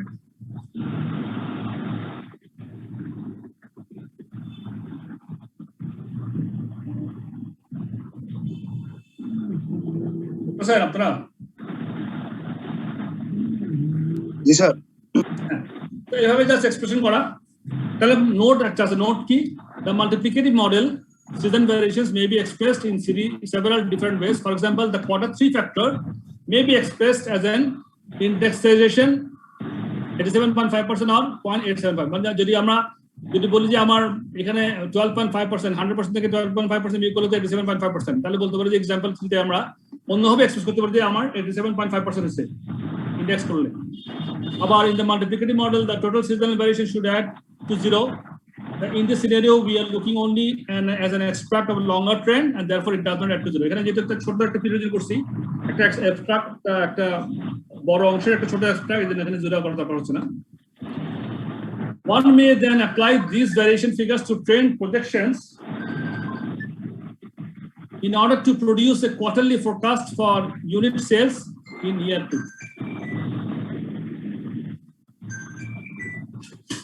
Sorry, একটু আমি জাস্ট আমি একটা ক্লাসে আছি, ক্লাস করে ফোন করব।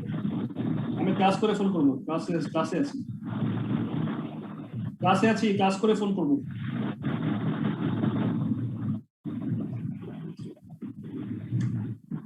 তাহলে কি হচ্ছে? One may then apply these variation figures to trend projections in order to produce a quarterly forecast for unit sales in year 2. এই পজিশন থেকে আমরা ইউনিট সেলে ইয়ার 2 তে পজিশন জন্য ইউজ করতে পারি। The two modeling approaches produce two alternative forecast under headings A and B. যদি additive model হয় তাহলে আমি ইয়ার 2 তে কিভাবে করব? আমার ইয়ার 1 এর ট্রেন্ড ছিল 5টা, ট্রেন্ড থেকে 5টা বেশি ছিল। আমি অ্যাডিটিভ ফোরকাস্টের মধ্যে ইয়ার ট্রেন্ড আমার ইয়ার 2 এর ট্রেন্ডটা দেখেন এখানে 100 110 120 130 আসছে। কেন আসছে?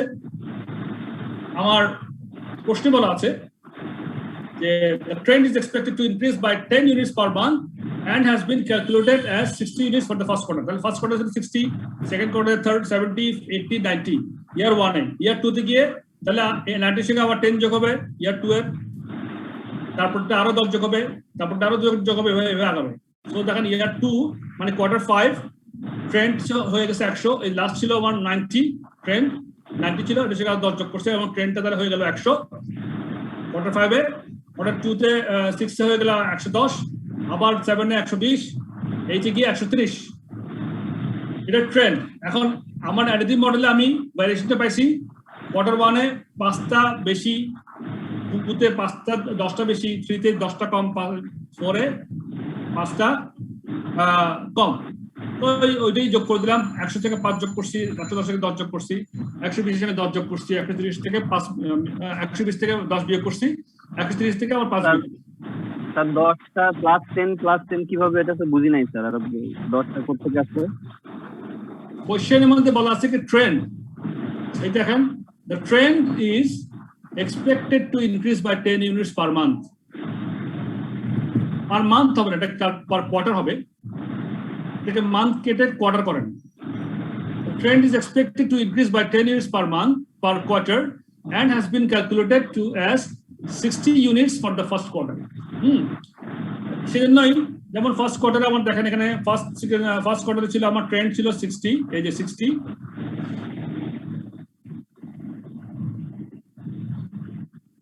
ফার্স্ট কোয়ার্টারে ট্রেন্ড বলতে 60, ট্রেন্ড 60, সেকেন্ড কোয়ার্টারে ট্রেন্ড 10 যোগ হয়েছে 70, থার্ড কোয়ার্টারে 10 আরো 10 হচ্ছে 80, ফোর্থ কোয়ার্টারে আরো 10 হচ্ছে 90। তাহলে আমার ইয়ার 1 এটা 2001 এর 2002 তে গিয়ে ওই লাস্টের যে 90 ছিল ওটা থেকে আরো 10 হবে। ট্রেন্ড যেহেতু 10 করে বাড়বে প্রত্যেক কোয়ার্টারে, তো এই জন্য 2002 তে গিয়ে ওই 90 সঙ্গে আরো 10 যোগ করছে 10, সেকেন্ড কোয়ার্টারে 100 সঙ্গে আরো 10 যোগ করছে 110, এভাবে করে 10 বেড়ে 120, 130। এটা হচ্ছে ট্রেন্ড। এবার আমি ফোরকাস্ট করব, ট্রেন্ড তো পাইলাম, এবার ফোরকাস্ট করব আমার ভ্যারিয়েশনটাকে অ্যাডজাস্ট করে। ভ্যারিয়েশনটা কত? আমার ফার্স্ট কোয়ার্টারে আমি ভ্যারিয়েশন পাইছি 5 যোগ ছিল, সেকেন্ড কোয়ার্টারে ছিল 10 যোগ, থার্ড কোয়ার্টারে ছিল 10 বিয়োগ কম হয়েছে, ফোর্থ কোয়ার্টারে 5 কম হয়েছে। Trend sorry variation. তাহলে আমার ট্রেন্ডের সঙ্গে ভ্যারিয়েশনটা ফার্স্ট কোয়ার্টারে 5 যোগ ছিল, 5 যোগ করলাম 105, সেকেন্ড কোয়ার্টারে 10 ছিল বেশি, এটার সঙ্গে ট্রেন্ডের সঙ্গে 10 যোগ করলাম, থার্ড কোয়ার্টারে আমার 10 বিয়োগ ছিল, তাহলে 120 থেকে 10 বিয়োগ করলাম 110, ফোর্থ কোয়ার্টারে 5 বিয়োগ ছিল 110, 30 থেকে 5 বিয়োগ করলাম 125। এটা থেকে তার মানে উপরে যেটা করলাম এটা কি আমরা ওয়ার্কিংস ধরতে পারি যে ওটা ওয়ার্কিংস করলাম? বুঝিনি কথাটা বলা। ভ্যারিয়েশনটা যে বের করলাম স্যার ওটা কি ওয়ার্কিংস? এটা ওয়ার্কিং কেন হবে? এটা আপনি তো ভ্যারিয়েশনটা আপনাকে লাগবেই, তো আপনি ভ্যারিয়েশন বের করাই তো আপনি ফোকাসটা করবেন। আপনাদের মেইন কাজে ফোকাস করার জন্য এই ওয়ার্কিংটা করবেন। ওয়ার্কিং বলে ওয়ার্কিং, কিন্তু আপনি এটা ওয়ার্কিং হিসেবে দেখাবেন না, এটা আপনি প্রপারলি দেখাবেন না। It's not working. ওয়ার্কিং লিখলে অসুবিধা নেই, আপনাকে এটা আপনি যদি জানেন এভাবে হিসাব করছেন সেটা আপনি দেখাতে হবে, তো দেখাতে হবে। এবার আসেন আপনি ক্যালকুলেশনের পার্ট। হ্যাঁ, এটা হচ্ছে অ্যাডিটিভ মডেলে তাহলে আমরা করলাম। আর মাল্টিপ্লিকেটিভ মডেলে আমরা পার্সেন্টেজ দিব। পার্সেন্টেজে কি? এই যে আমার 5টা ভ্যারিয়েশন ছিল, এটা পার্সেন্ট করছিলাম 8.33%, তারপরে সেকেন্ড কোয়ার্টারে ছিল 14.29%, থার্ড কোয়ার্টারে ছিল -12.5%, ফোর্থ কোয়ার্টারে ছিল -5.56%। ট্রেন্ড থেকে, মানে এটা ট্রেন্ডের সঙ্গে এত পার্সেন্ট যোগ হবে প্রথম 2 কোয়ার্টারে, আর শেষ 2 কোয়ার্টারের মধ্যে থার্ড কোয়ার্টারে এত পার্সেন্ট আমরা করে মাইনাস হবে মাল্টিপ্লিকেটিভ মডেলে। তাহলে 8.33% কে আমি 100 দিয়ে গুণ করলাম, 100 কে 8.2 দিয়ে গুণ করলে 108 প্লাস হয়, কিছু অসুবিধা নেই। তারপরে 110 কে আমি 12.29% দিয়ে গুণ করলে 126 হবে। 120 কে যদি আমি -12.5% বা 87% দিয়ে করি, 87.5% করি, তাহলে 105 হবে। 130 কে যদি আমি -5.56 দিয়ে আবার গুণ করি, বা আপনার 94 something হবে, 12% গুণ করলেও আমার 123 হয়ে যাবে। এই হচ্ছে আমার মানে ফোরকাস্টিং এর আমার হিসাব। সো দিস আর থিংস, এটা হচ্ছে মোটামুটি আমাদের জানার বিষয়, মাল্টিপ্লিকেটিভ মডেল এন্ড অ্যাডিটিভ মডেলের forecasting series time series analysis করে। অঙ্ক একটা আছে 5 নম্বর অঙ্কটা, হ্যাঁ ওই অঙ্কটা আপনারা করলে এই আমাদের যে এক্সাম্পল এই অঙ্কটা প্লাস আমাদের টেস্ট অফ আন্ডারস্ট্যান্ডিং এর মধ্যে কয়েকটা অঙ্ক আছে, এবং লাস্ট 5 নম্বর অঙ্কটা কোথায় করলেই একটাই অঙ্ক বোধহয় টেস্ট অফ 5, ওটাতে ডিটেইলস আবার দেওয়া আছে, ওগুলো করলেই প্র্যাকটিস হয়ে যাবে। স্যার একটু স্যার নেটওয়ার্কে ডিস্টার্ব ছিল স্যার, আমি একটু স্যার ওই যে অ্যাডিটিভ ফরকাস্ট আর মাল্টিপ্লিকেটিভ ফরকাস্ট একটু বুঝাই দিবেন স্যার আরেকবার একটু। 105, 120, এই যে 110, 125 এগুলো কিভাবে আসলো স্যার? এই যে 108, 126, 105, 123 কিভাবে? হ্যাঁ বলছি, প্রথমে আমাদেরকে ঠিক করতে হবে কি ট্রেন্ডটা বলা আছে এখানে। ট্রেন্ড কি? আমার প্রশ্নে বলা আছে ট্রেন্ড হচ্ছে the trend is expected to increase by 10 units per month হবে না, এটা পার কোয়ার্টার হবে, এটাকে কেটে মান্থ থেকে কেটে কোয়ার্টার করেন। তাহলে এক্সপেক্টেড ট্রেন্ড হচ্ছে কি আমার 10 ইউনিট করে প্রত্যেক কোয়ার্টারে বাড়বে, প্রত্যেক কোয়ার্টারে 10 ইউনিট করে বাড়তে থাকবে। যেমন মনে করেন এর জন্যই ফার্স্ট কোয়ার্টার এখানে বলছে যা calculate as 60 units for the first কোয়ার্টারে 60 সেটা বলে দিচ্ছে। তাহলে সেকেন্ড কোয়ার্টার হবে 60 যোগ 10 70, থার্ড কোয়ার্টারে 70 যোগ 10 80, ফোর্থ কোয়ার্টারে 80 যোগ 10 90, তারপরে এটা 2001 এর। এবার 2002 তে গিয়ে ফার্স্ট কোয়ার্টারে 90 যোগ 10 তাহলে 100, সেকেন্ড কোয়ার্টারে 100 যোগ 10 110, থার্ড কোয়ার্টারে 110 যোগ 10 যেমন এখানে দেখা যাচ্ছে। 2002 তে কোয়ার্টার 1 2 3 4 হবে, এখানে 5 6 7 8 লিখছে, অসুবিধা নেই। ট্রেন্ড হবে কি 90 প্লাস 100, এই যে গত বছরের ছিল কোয়ার্টার 4 এ ছিল 90, তাহলে নেক্সট কোয়ার্টারে আমার 10 বাড়বে, তাহলে 90 যোগ 10 100, তারপরে কোয়ার্টারে আরো 10 বাড়বে, 100 যোগ 10 110, আবার 10 বাড়লো সেকেন্ড কোয়ার্টারে 120, আবার 10 বাড়লো 130। এটা পেয়ে গেলাম আমরা কি ট্রেন্ড। এবার আমরা ভ্যারিয়েশনটা হিসাব করছিলাম, এখানে দুই মডেল হিসাব করছি আমাদের। যদি আমি কোয়ান্টি কি বলে অ্যাডিটিভ মডেলে যদি যাই, তাহলে আমি যে প্লাস মাইনাস করতে হবে। এখানে আমি গত বছরে যে আমাদের যে ফোরকাস্ট ছিল এবং ট্রেন্ড ছিল এবং ট্রেন্ডের সঙ্গে যেটা আমাদের অ্যাকচুয়াল ছিল, আমরা হিসাব করে দেখছি যে আমার ফার্স্ট কোয়ার্টারে আমরা ইউনিট সেল করছি, ট্রেন্ড ছিল 60 কিন্তু অ্যাকচুয়াল সেল হয়ে গেছে 5টা।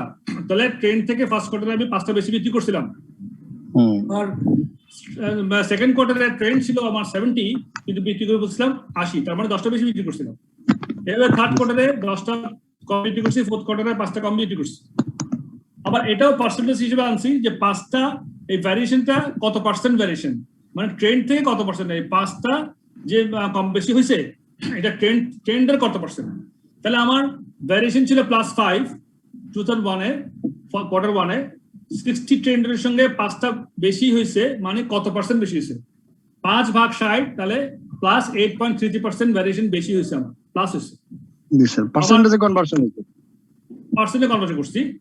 আবার এক্সাম্পল যেমন 2001 থার্ড কোয়ার্টার দেখেন 10টা ট্রেন্ড থেকে 10টা কম করছি, তাহলে কত পার্সেন্ট কম করছি, তাহলে 10 ভাগ 80, তাহলে 12.5% কম করছি।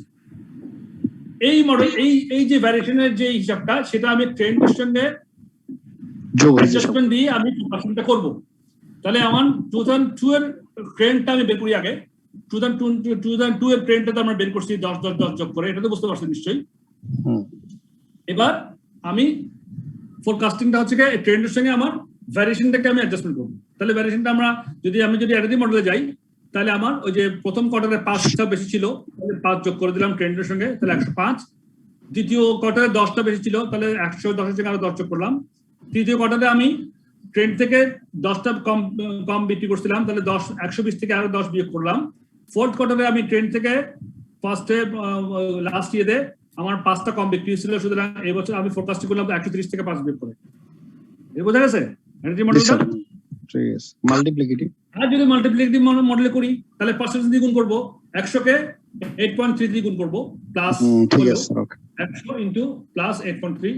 আবার যদি -2 ধরেন, যেমন থার্ড কোয়ার্টারে আমার -12.5% ছিল, তাহলে 120 ইনটু ওই 12.5% গুণ করে বি করতে পারেন, অথবা 100 থেকে 12.5% বিক্রি করলে কত, 100 মাইনাস 12.5, তাহলে 87.5।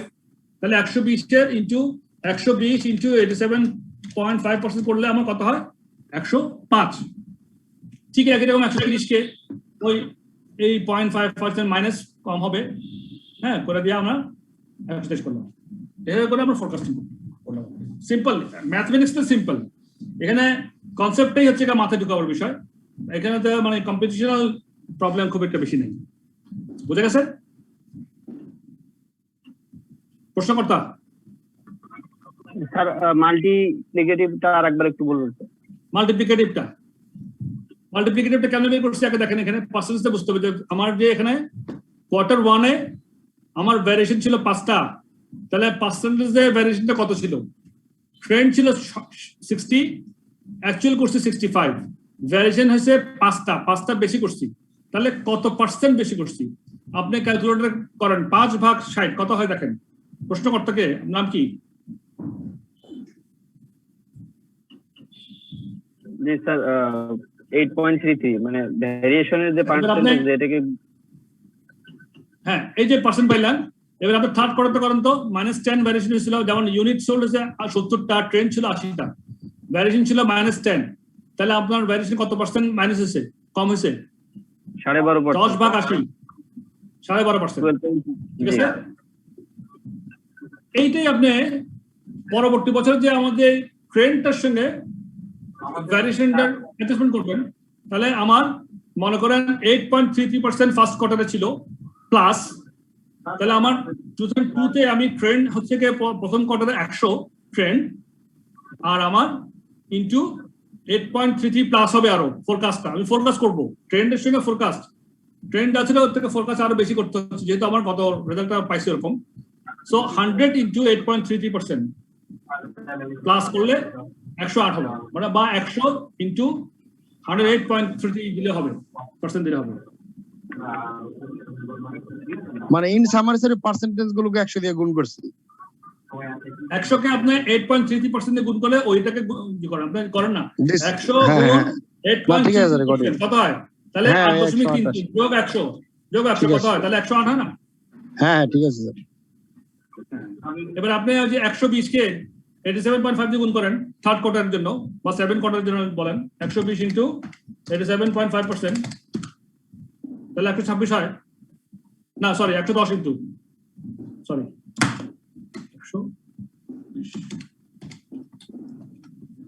105, 120 থার্ড কোয়ার্টারে দেখেন বা 7 কোয়ার্টারে দেখেন, 120 ট্রেন্ড আমার গত বছরে ছিল 12.5% কম ছিল, মানে অ্যাচিভমেন্ট ছিল 87.5%, বা আপনি 120 কে 12.5 দ্বিগুণ করেন, 120 ইনটু 12.5% কত হয়? 15টা হয়, তাহলে ট্রেন্ড হচ্ছে 120 মাইনাস 15, তাহলে 105। বুঝা গেছে না? জি স্যার ঠিক আছে। ঠিক আছে,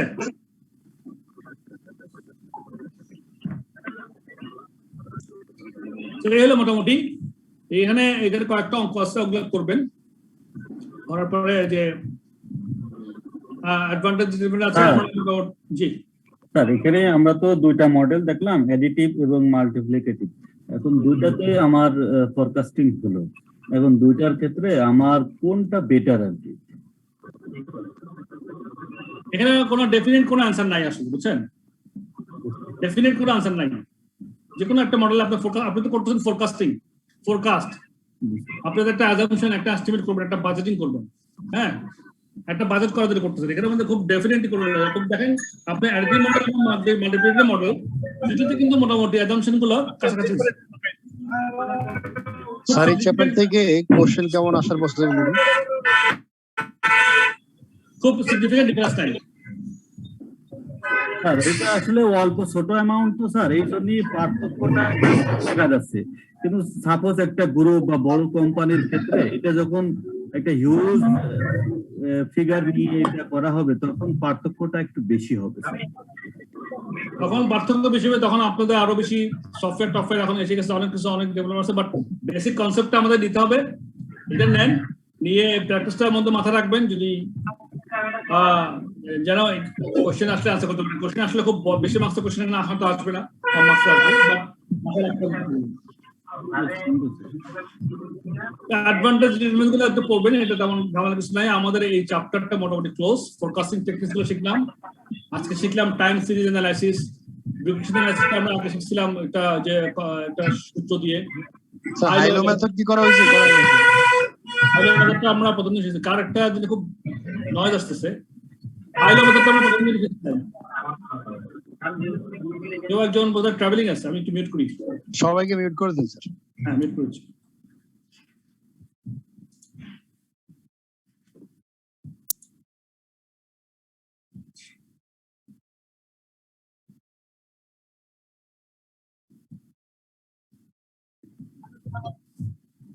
হ্যাঁ, সো এই হলো প্র্যাকটিস কোশ্চেন গুলো করবেন, বেশি নাই, 4-5টা কোশ্চেন আছে এখানে। 1 2 3 4 5টা করলে মোটামুটি এই আমাদের সিজনাল ভ্যারিয়েশন, এই যে ভ্যারিয়েশন গুলো সবগুলো কভার, টাইম সিরিজ অ্যানালাইসিস 5 এর মধ্যে পুরোটাই আছে। এই অঙ্কটা করবেন, আর আজকে যে অঙ্কটা আমরা এক্সাম্পল করলাম এটা আবার রিভিউ করবেন, তাহলে এই চ্যাপ্টারটা হয়ে যাবে, আর অন্যগুলো একটু দেখে নেবেন, তেমন ঝামেলা কিছু নাই, কনসেপ্টটা যেন থাকে। আচ্ছা, আমাদের হাতে সময় কত আছে, আমরা কি ওই অঙ্কে যাবো, আগে চ্যাপ্টারের অঙ্কে যাবো, বাজেটিং এ যাবো?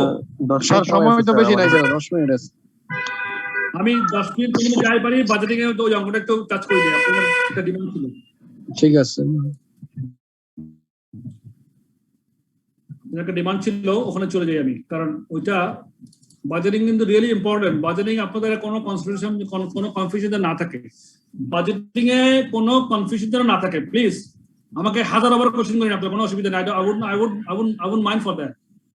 বাজেটিংটা আপনাদের প্র্যাকটিক্যাল একটা বিষয়, জানতেই হবে, কিন্তু ওখানে কোনো রকম কনফিউশন রাখিয়েন না। পরীক্ষায় পাস করার জন্য করার দরকার না, একদম প্র্যাকটিক্যালি কাজ করবেন, সেই জন্য আপনার বাজেটিং দরকার আছে। ওটার তো চ্যাপ্টার 9 ছিল না? জি স্যার।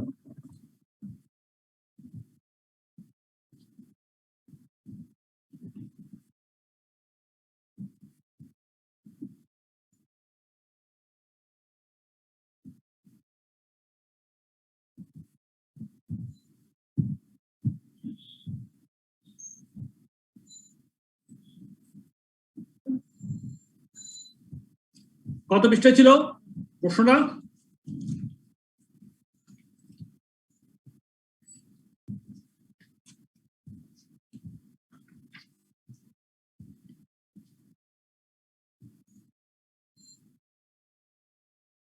স্যার 356।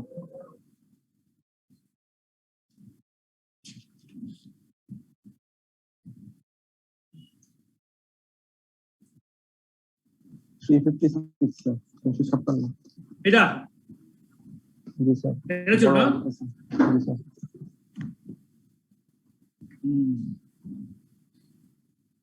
আগে তো স্পেসিফিক কোনো কোশ্চেন করবেন নাকি পুরোটা রিভিউ করবো বলেন? স্যার পুরোটা একটু রিভিউ করে দেন প্লিজ। প্রশ্নটা আজকে পড়ি, রিভিউ করতে পারবো, I am not sure, but আমরা করতে থাকবো। যদি আইসিবি মেথড যদি বন্ধ করে তাহলে কিছু করার নাই, বুঝছেন? Let's start. হ্যাঁ, hash makes 2 products P1 and P2, sales for next year are budgeted। আচ্ছা, তার আগে আমার মনে হয় একটু আমাদের এই মাস্টার বাজেটিংটা কিভাবে করতে হয় সেখানে একটু আমাদের যাওয়া দরকার আছে। সেটা তো আপনাদের মনে আছে না? মাস্টার বাজেটিং এখান থেকে দেখলে হবে। এই যে ফাংশনাল বাজেটস এন্ড মাস্টার বাজেট কিভাবে করতে হয়, ফাংশনাল বাজেট মাস্টার বাজেট কিভাবে করতে হয়। আমার শুরু হয় সেলস দিয়ে। প্রথমে আমি সেলস এর বাজেট করব। স্ক্রিন দেখতে পাচ্ছেন আপনারা সবাই? জি স্যার। জি স্যার। প্রথমে আমরা কি করব, সেলস এর ইউনিটটা বের করব। সেলস ইউনিট বের করার পরে সেলস এর বা ইউনিটটা বলা থাকবে, ওটার থেকে আমরা সেলস প্রাইস দিয়ে গুণ করে সেলস বাজেটটা করব। সেলস বাজেট করার পরে আমাদের করতে হবে প্রোডাকশন বাজেট। সেলস যা করব অতটুক প্রোডাক্ট আমার কাছে রেডি আছে কি নাই। তো আমার কাছে রেডি আছে কি, মানে আমার হয়তো ওপেনিং স্টক কিছু সেলস এর প্রোডাক্ট থাকতে পারে, হ্যাঁ, তো ওইটা আমার কাছে আছে কিনা। কিংবা যদি আমি র মেটেরিয়াল যদি চিন্তা করি, র মেটেরিয়াল কিছু স্টক থাকতে পারে, এখন ইনভেন্টরি ভ্যালুয়েশন বিষয় আছে। তার প্রোডাকশনের কথা যদি বলি, আমার সেলস যা করব ওইটা পর্যন্ত ওইটুক কোয়ান্টিটি আমার কাছে আছে কিনা, ওপেনিং স্টকে আছে কিনা। ওপেনিং স্টকে যদি না থাকে তাহলে আমি কতটুক সেলস করতে, কতটুক প্রোডাকশন করতে হবে সেটা হিসাব করতে হবে। এখন ওপেনিং স্টকে মনে করেন 20% আমার সেলসে যা হিসাব করছি করব, যেটা বাজেট করছি তার 20% স্টক আমার কাছে আছে, তাহলে আরো 80% আমাকে করতে হবে। বা আমার 20টা আছে, আরো 80টা করতে হবে। হ্যাঁ, এরপর আমি হিসাব করবো যে আমার 20টা আছে, 80টা আরো আবার লাগবে, তাহলে আমি 100টা সেল করতে পারবো।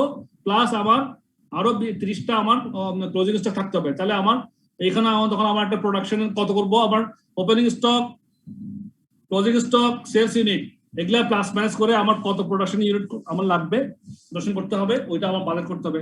প্রোডাকশনের যখন ইউনিট বাজেট করে ফেলবো তখন ওই প্রোডাকশনের জন্য আমার কত ম্যাটেরিয়াল ইউসেজ লাগবে, কত ম্যাটেরিয়াল ইউজ করতে হবে সেটা তখন বের করতে হবে। হ্যাঁ, আমার প্রোডাকশনে যত ইউনিট লাগবে, যত ইউনিট প্রোডাকশন করবো, তত ইউনিট প্রোডাকশন করার জন্য কতটুকু ম্যাটেরিয়াল লাগবে সেটা আমরা তখন ইউসেজটা বের করবো। তাহলে এটা বলা হয় ম্যাটেরিয়াল ইউসেজ। ম্যাটেরিয়াল ইউসেজ যখন বের করবো, ম্যাটেরিয়াল ইউসেজ বের করার পরে আস্তে আস্তে ম্যাটেরিয়াল পারচেজ। কেন? ম্যাটেরিয়াল ইউসেজ যেটা বের করবো সেটা থেকে আমি ম্যাটেরিয়াল প্রাইস গুণ করলে তো ম্যাটেরিয়াল পারচেজ পেতে পারতাম, কিন্তু না, এখানেও তো আমার ম্যাটেরিয়াল কিছু স্টক থাকতে পারে। আমার কিছু ম্যাটেরিয়ালের যা ইউসেস লাগবে প্রোডাকশনের জন্য সম্পূর্ণ ম্যাটেরিয়াল আমাদের হয়তো কিনতে হবে না, যেহেতু আমার কিছু আপনার যে ওপেনিং স্টকে কিছু ম্যাটেরিয়াল থাকতে পারে, হ্যাঁ, সেটা তাহলে আমার কম কিনতে হবে। তাহলে আবার ক্লোজিং স্টকে আমার কিছু ম্যাটেরিয়াল আমি রাখতে পারি, সেটা আমার যোগ করতে হবে। এইভাবে ম্যাটেরিয়াল ইউসেজের সঙ্গে আমার ম্যাটেরিয়াল ইউসেজ থেকে প্রোডাকশনে কত ইউসেজ হবে সেটাই, প্রোডাকশন যা ইউসেজ হবে আমার ওটার সঙ্গে আমার ক্লোজিং স্টকটা যোগ করে কত রাখতে চাই সেটা যোগ করে আমার ওপেনিং স্টকটা বিয়োগ করলে তখন আমি বুঝতে পারবো যে আমার ম্যাটেরিয়াল কত পারচেস করতে হবে। ম্যাটেরিয়াল তখন আমরা বুঝবো ম্যাটেরিয়াল কত পারচেস করতে হবে, তখন ম্যাটেরিয়াল পারচেস ইউনিটটি বের করার পরে আমি প্রাইস দিয়ে গুণ করবো, তখন আমি ম্যাটেরিয়াল পারচেসের বিষয়টা পেয়ে যাবো, বাজারটা করে ফেলতে পারবো। এবার ম্যাটেরিয়াল পারচেস হয়ে গেছে, এরপরে করতে হবে আবার লেবার। আমার প্রোডাকশনের জন্য কত লেবার লাগবে, সেটা তো লেবারের তো কোনো স্টক থাকে না, যা প্রোডাকশন তাই লেবার, কত ঘন্টা লেবার ইউজ হবে, ওই আওয়ারলি রেট কত যদি গুণ করলে আমি লেবারের একটা বাজেট করতে পারবো। এরপর আসলে ওভারহেডটাও আমার তাই, আমার ওভারহেডে কোনো ওপেনিং স্টক ক্লোজিং স্টক নাই, সো ওভারহেডটা আমার প্রোডাকশন যা হবে তার উপরে আমার কত লেবার আওয়ার হবে, তো লেবারের উপরে কত করে ওভারহেড চার্জ করবো সেটা বলে দেবো। অথবা ওভারহেডে যদি অন্য কোনো বেসিস বলা থাকে সেই বেসিসে আমি ওভারহেডটাকে বাজেট করবো। ভেরি সিম্পল, আমি একদম সাধারণভাবে বলতেছি। তারপরে আসেন অ্যাডমিন এবং ডিস্ট্রিবিউশন ওই বাজেট, ওইটাও আমাদের কোনো একটা ওখানে সিগন্যাল দেওয়া থাকবে, কোনো একটা ইনফরমেশন দেওয়া থাকবে যে অ্যাডমিন ডিস্ট্রিবিউশনটা আমার কিসের উপরে কত টাকা করে ধরতে হবে সেটা বলা থাকবে, যা বলা থাকবে সেই হিসেবে আমি বাজেটটা করবো। এরপরে আমার এই দেখেন sales, production, materials, labour, overhead, administration, এটা করার পরে আমি কিন্তু এগুলাকে হিসাব করে আমি কিন্তু ইনকাম স্টেটমেন্ট করতে পারবো। কারণ সেলস পেয়ে গেলাম, সেলস থেকে আমি কস্ট অফ গুডস বাদ দিতে পারবো, তাহলে গ্রস প্রফিট থেকে আমি অ্যাডমিন এবং ডিস্ট্রিবিউশন এক্সপেন্স বাদ দিলে আমি নেট প্রফিট পেয়ে যাবো। তাহলে এটাই তো ইনকাম স্টেটমেন্ট। তার মানে আগে ইনফরমেশন এগুলো সব আমার বের করতে হবে, এই উপরের গুলা sales, production, material usage, material purchases, labour, overhead, admin and distribution, এই সবগুলো হিসাব নিলে আমার প্রথমে আমাকে বাজেট করে ফেলতে হবে। বাজেট করার পরে আমি এখন ইনকাম স্টেটমেন্টের বাজার করতে পারবো যে আমি সেলস কত করবো, ওই সেলস এর আমার কস্ট অফ গুডস কত হবে, ওই কস্ট অফ গুডস বাদ দিলে কত গ্রস প্রফিট হবে, ওই গ্রস প্রফিট থেকে আমি কত অ্যাডমিন এবং ডিস্ট্রিবিউশন এক্সপেন্সেস যে বাজেট করছি সেটা বাদ দিলে আমার নেট প্রফিট বের করবো। তাহলে এটাই হচ্ছে আমার income statement budget. Income statement budget যখন করে ফেলবো তখন আমি নেট প্রফিট অথবা নেট লস একটা হিসাব পেয়ে যাবো, বাজেটের হিসাবটা পেয়ে যাবো। এই নেট প্রফিট নেট লস থেকে আমার ব্যালেন্স শিটে আমার যে ইকুইটি আছে, আমার ক্যাপিটাল, হ্যাঁ, ওখানে রিটেন আর্নিংস একটা বিষয় আছে, আমার আর্নিংসটা আমি যদি রেখে দিই তাহলে ওখানে রিটেন আর্নিংস যোগ হবে, বা ক্যাপিটাল ইকুইটির সঙ্গে আমি আমার প্রফিট আর্নিং হিসেবে প্রফিট যোগ করবো, হ্যাঁ, তাহলে ব্যালেন্স শিটে গিয়ে এখন প্রফিট যোগ হবে। এরপরে ব্যালেন্স শিটের মধ্যে আমার অন্য কোনো হিসাব থাকতে পারে, শর্ট টার্ম আমাদের যে লাইবিলিটি এবং অ্যাসেট গুলো আছে, হ্যাঁ, কারেন্ট লাইবিলিটিস, কারেন্ট অ্যাসেটস, ওগুলাতে আমার ওগুলো হিসাব করতে হবে, ওখানে কোনো বাড়তে করতে হচ্ছে না, লং টার্মে আমার ফিক্সড অ্যাসেটের মধ্যে কোনো বাড়ছে কমছে কিনা, কিংবা আমার লোন টোনের মধ্যে লাইবিলিটি কোনো বাড়ছে কমছে কিনা, এগুলো হিসাব করে আমি ব্যালেন্স শিটের মধ্যে সেটা হিসাব দিয়ে দেবো। তারপর ক্যাশ বাজারটা, আবার ক্যাশ টাকাটা আমার ওপেন ব্যালেন্স যা ছিল সারা বছরের এই সমস্ত হিসাবের পরে আমার ক্যাশ টাকাটা আমার কমলো না বাড়লো না, কদ্দূর হইলো, বা আমার বছর শেষে গিয়ে কি আমার ব্যাংক থেকে ওভারড্রাফট নিতে হবে, কিছু লোন নিতে হবে, নাকি আমার ক্যাশ টাকা বেশি থাকবে, সেটা আমি ক্যাশে তখন হিসাব করে ফেলতে পারবো। সুতরাং বেসিক জিনিস হচ্ছে প্রথমে গুলো sales, production, material usage, material purchase, labour, overhead, admin করার পরে নেট প্রফিট পেয়ে গেলাম। এরপরে ক্যাশ বাজেটে তো ক্যাশ ফ্লোটা অ্যানালাইসিস করতে হবে না? ক্যাশ বাজেটে ক্যাশ বাজেট ডিটারমাইনের সময় ক্যাশ ফ্লোটা তো আনতে হবে না, ক্যাশ ফ্লো অ্যানালাইসিস করতে হবে। হ্যাঁ, ক্যাশ ফ্লোটা কিভাবে যাচ্ছে সেটা আনতে হবে। এই ক্যাশ বাজেটটা কিন্তু আমাদের কিন্তু ক্যাশ বাজেট দিয়ে একটা চ্যাপ্টার আছে পরের দিকে, চ্যাপ্টার আপনার বোধহয় 14-15 দিকে হতে পারে, 15-16 দিকে আমার চ্যাপ্টার 15 দিকে আমার ক্যাশ বাজেট আছে, ওখানে আমরা কিন্তু আবার রিভিউ করবো ক্যাশ বাজেটটা, এখানেও একটু টাচ দিব, ওখানে আবার একটু ভালো টাচ দিব। সো এই বিষয় হচ্ছে মোটামুটি, হ্যাঁ, এটাই হচ্ছে আমার মানে যে মাস্টার বাজেট বা ফাংশনাল বাজেটের হিসাব, বেসিক কনসেপ্ট। এই বিষয়টার মধ্যে কোনো ঝামেলা আছে কিনা বলবেন? না না, ঠিক আছে, সুন্দর, সিরিয়াল ওয়াইজ। ওকে, আচ্ছা, আমাকে বেশি যারা করছেন তারা একটু রেসপন্স করিয়েন, যদি না বুঝেন আমাকে বলবেন, কারণ এগুলা বাজেটিং ইজ প্রাইম একটা রোল আপনাদের, কিন্তু আপনাদের ফিউচারে আপনাদের কার্যক্রমে আপনাদের সবসময় বাজেটিং করতে হবে, কিন্তু সুতরাং এখানে এখন কোনো রকম খেলাফেলা করা যাবে না, প্র্যাকটিক্যালি শিখতে হবে এটা। Harsh makes 2 products, P1 and P2. Sales for next year are budgeted 500 units, P1 1000 units, P2. Planned selling prices are $230 and $300 respectively. তাহলে আমাদের প্ল্যান্ড সেলিং প্রাইস বলে দিচ্ছে এবং প্ল্যান্ড সেলস বাজেট বলে দিচ্ছে। 5,000 ইউনিট থেকে P1, 1,000 ইউনিট থেকে P2। আর P1 এর আমার সেলিং প্রাইস প্ল্যান্ড বাজেটের হচ্ছে 230 টাকা করে, P2 300 টাকা করে। Hash expects to have the following opening inventory and required closing inventory level of finished products। হ্যাঁ, এখন বলে দিচ্ছে ক্লোজিং ইনভেন্টরি। যে একটু আগে আলোচনা করতেছিলাম যে আমার ফিনিশ প্রোডাক্টটা আমি প্রোডাকশন করতে হবে, কত প্রোডাকশন এবং সেলস করে আমি কত ইউনিট বের করবো, এই যে ওপেনিং স্টক কথা বলছিলাম, সেই জন্যই বলেছে Hash expects to have the following opening inventory and required closing inventory. P1 এ আমার ওপেনিং ইনভেন্টরি 100, P2 তে 50, আর ক্লোজিং ইনভেন্টরি P1 এ 1100, P2 তে 550। এখানে যদিও hash expects to have the following opening inventory বলছে, এক্সপেক্টস বলছে। এক্সপেক্টস আসলে সাধারণত প্র্যাকটিক্যালি দেখবেন যে ওপেনিং ইনভেন্টরি আমাদের এক্সপেক্ট করার কিছু না, ওপেনিং ইনভেন্টরি আমাদের প্র্যাকটিক্যালি থাকবে, যা থাকবে তাই ধরবো। এখানে আমাদের ক্ষেত্রে হয়তো বা এক্সপেক্টস বলে দিচ্ছে, তো প্র্যাকটিক্যালি হয়তো আমাদের প্র্যাকটিক্যাল অ্যাকচুয়াল ফিগারটাই থাকবে। ওপেনিং ইনভেন্টরি আমার 100 থাকতে হবে P1 এ, ক্লোজিং ইনভেন্টরি থাকতে হবে 1100। P2 তে opening inventory 50, closing 50। Each product goes through 2 production processes. যেটা প্রোডাকশন প্রসেস যায়, whitling and fatling. Budgeted production data are for the products are as follows. এখন বাজেটেড প্রোডাকশন ডেটা, প্রোডাকশন করার জন্য যা যা লাগে, ম্যাটেরিয়াল, লেবার, ওভারহেড টোভারহেড যা আছে, ডেটা সব ডেটা এখন দিয়ে দিচ্ছে।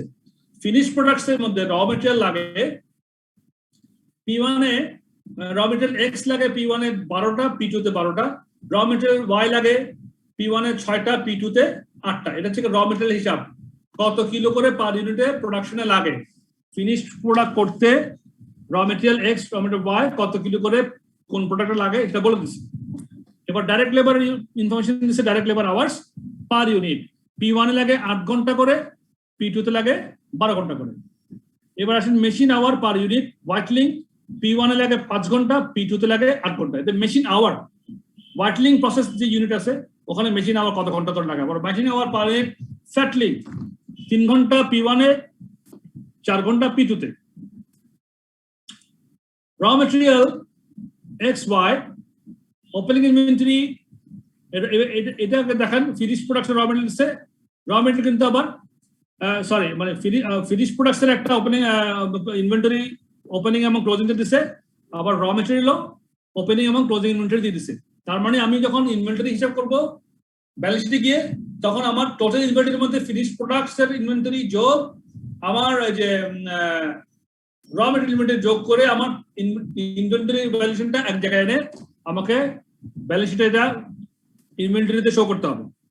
তো র মেটেরিয়াল আলাদা করে দিচ্ছে 5000 ইউনিট X, আর ওপেনিং আর ক্লোজিং হচ্ছে 6000, আর ওয়াইটা হচ্ছে 5000 এবং 1000। ওপেনিং 5000, ক্লোজিং 1000, র মেটেরিয়াল ইনভেন্টরি লেভেল। এবার বলতেছে কি আর direct labour rate per hour. Direct labour rate 60 টাকা করে per hour. Material X purchase price, X এর দাম 2 টাকা, Y পারচেজ প্রাইস 5 টাকা। You should assume that the following production overhead absorption rates have already been established. Production overhead absorption rates ki? Production overhead variable $1 করে per direct labor hour, fixed হচ্ছে $8 করে per direct labor hour. Fixed overhead, variable overhead দুইটারই একটা rate দিয়ে দিচ্ছে। Budgeted administration and marketing overheads are 2,25,000। বাজেটের administration marketing overhead total বলে দিচ্ছে, কারণ এটা তো গ্রস প্রফিট থেকে এটা বাদ দিলে নেট প্রফিট থেকে পাবো। সুতরাং এখানে আর প্রোডাকশনের সঙ্গে জড়িত না, প্রোডাকশনের সঙ্গে জড়িত সেগুলো সব rate, hourly rate, per unit rate বলে দিচ্ছে। ওগুলো কস্ট অফ প্রোডাকশন করার সময় এই ডাটাগুলো আমরা ইউজ করবো। আর এই ডাটা ইউজ করে আমরা কস্ট অফ প্রোডাকশন পেয়ে যাবো, ইনভেন্টরি ভ্যালুয়েশন পেয়ে যাবো, সবকিছু পেয়ে যাবো। সুতরাং আমাদের যে নেট প্রফিট বের করার জন্য শুধুমাত্র গ্রস প্রফিট থেকে এই বাজেটেড অ্যাডমিনিস্ট্রেশন এবং মার্কেটিং ওভারহেড 2,25,000 টাকা বাদ দিলেই নেট প্রফিট পেয়ে যাবো। সুতরাং এই জন্য এটাকে থোক করে দিচ্ছে। এবার দেখেন, opening statement of financial position is expected two B as follows. এটা হচ্ছে আমার কি, এটা আমার ব্যালেন্স শিট। ব্যালেন্স শিট কি, নন কারেন্ট অ্যাসেটস মানে ফিক্সড অ্যাসেট বা লং টার্ম অ্যাসেটস, নন কারেন্ট অ্যাসেটস হচ্ছে 9,50,000 টাকা। এটা কি ওপেনিংটা। ইনভেন্টরি ওপেনিং হচ্ছে আমার 66,000 বলে দিচ্ছে। এই ইনভেন্টরির মধ্যে কিন্তু ফিক্সড ফিনিশ প্রোডাক্টও আছে, র মেটেরিয়াল আছে, এটা opening balance. Trade receivables 2,60,000, cash 25,000, total হচ্ছে আমাদের 3,51,000। এই পোর্শনটা হচ্ছে আপনার কি current asset, inventory, trade receivables, cash, এই তিনটা হচ্ছে কারেন্ট অ্যাসেট, 3,51,000 টাকা টোটাল কারেন্ট অ্যাসেট। আবার এর থেকে ট্রেড পেয়েবলস 86,000, আদার শর্ট টার্ম লাইবিলিটি 24,000, তাহলে 1,10,000 টোটাল কারেন্ট লাইবিলিটিস। তাহলে কারেন্ট অ্যাসেট থেকে কারেন্ট লাইবিলিটিস বাদ দিচ্ছে, তাহলে নেট কারেন্ট অ্যাসেটস মানে 3,51,000 থেকে 1,10,000 বাদ দিচ্ছে, 2,00,000 অ্যাকচুয়ালি নেট কারেন্ট অ্যাসেটস। এখন নন কারেন্ট অ্যাসেটস আর নেট কারেন্ট যোগ করছে, তার নেট অ্যাসেট বেড়েছে। এই নেট অ্যাসেটস কিন্তু this is the reflection of equity. আমার নেট অ্যাসেটের মানে হচ্ছে কি ইকুইটি, শেয়ার হোল্ডার স্টকস, ওটাকে নেট অ্যাসেটস বলে, মানে ক্যাপিটাল অ্যামাউন্ট। তাহলে এটাই হচ্ছে নেট লায়াবিলিটি সব বাদ দিছি, যদি ফিক্স থাকতো ফিক্সড বাদ দিতে পারতাম, এখানে ফিক্স কোনো অ্যাসেট লং টার্ম লায়াবিলিটি এখানে দেখে নেই, থাকতে পারতো, অসুবিধা হতো না। বাট নেট অ্যাসেট হচ্ছে কি আমার capital amount. Non current assets in the statement of financial position আর এক্সপেক্টেড টু ইনক্রিজ বাই 40,000। এবার হচ্ছে কি আমার ফোরকাস্টিং, আমরা বাজেট চিন্তা করব। Non current assets in the statement expected to increase by 40,000, non current assets এখানে 9,50,000 আছে, আগামী বছর আরো 40,000 টাকা বাড়বে।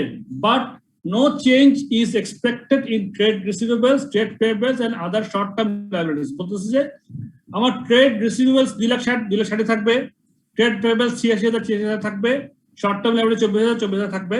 এই বছরের শুরুতে যা আছে আগামী বছর শুরুতে তাই হবে, বাজেটটাও তাই হবে, কোন চেঞ্জ হবে না। চেঞ্জ শুধুমাত্র নন কারেন্ট আছে 9,50,000 টাকার সঙ্গে আরো 40,000 যোগ হবে। আবার বলছে এখন there are no plans at this stage to raise extra capital by issuing new shares for obtaining new loans। তাহলে এই কথাটা কেন বলছে? there are no plans to at this stage to raise extra capital।